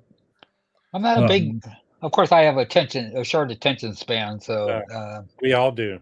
Yeah. Living now. Nicole, are you going out for RSD this weekend or next weekend? Yeah, probably. Would you go to Meepo? No, I go down to San Jose to Streetlight because that's a friend of mine is the manager down there. Cool. So they help somebody you know. Yeah, and she always gets me a high spot in a close spot to number 1 in line or so, at least in the first group. Good deal. All the my local store here continues with the COVID way of passing out a list and you mark off. Oh, really? That's nice. Yeah, that's a good way. Yeah, that's a good way. You can only get a certain amount, but of titles, I think 7 they allow you to get or something like that. It's not too but bad. they don't get they don't. There's a store out in Ventura I went to the year before last, and the line, it's a big record store, and they seem to almost have everything. Good amount of copies. Here we have Noble does not do record store day. Yeah. It's a big cost to a lot of these record stores. You have to buy everything outright, and you can't return it. Yeah, exactly. In fact, Streetlight still has a lot of stuff left over from for 2 years ago. Repo here does it in Lunchbox, and Repo, I think this time around, his initial order was $30,000. He said. Ouch. That was initial order before they even really looked at the list, and he's a small record store. Do you know what I mean? Yeah. And so he just doesn't want to have a lot of it sticking around. But hey, guys, we're probably going to go 3 more minutes, but we talked about this when we did the dive here on the Jazz Bums. They have exclusive titles in Japan. Yeah. And I just talked that there are these 3 separate Bill Evans live records that are coming out exclusively for Japan. But I just heard that they're going to be sold. Nicole heard Elusive Disc, and I heard Light in the Attic will be selling them. But a lot of the titles they have are Japanese titles. But even I think those Bill Evans were from a box set of on CDs. Yeah, I think they were at the that club in San Francisco. Yeah, it was at the Keystone. Yeah. I think they were like his last shows. Yeah, it was pretty close to it, right before his death. Yeah. Also, the UK has their own record store day, and there's probably like 5 or 6 titles. They're not coming here. They actually had quite a bit of stuff that was not in the US. I remember Loki did me a solid, and he got me that Yusef Lateef Detroit, which was outstanding. That pressing. I remember you went through that list, Rob, on one of our streams here. Yeah. The UK list was interesting because there was a lot of different stuff. Well, you can you could order from those UK stores online. They'll mail them. Lunchbox here gets all the stuff from both. He's a crazy person. He has access to everything. I don't know how. No, all the Polish. Loki does not live in the UK. Few years he got Lapistan. Yeah, where does Loki live? He lives in Kerblapistan.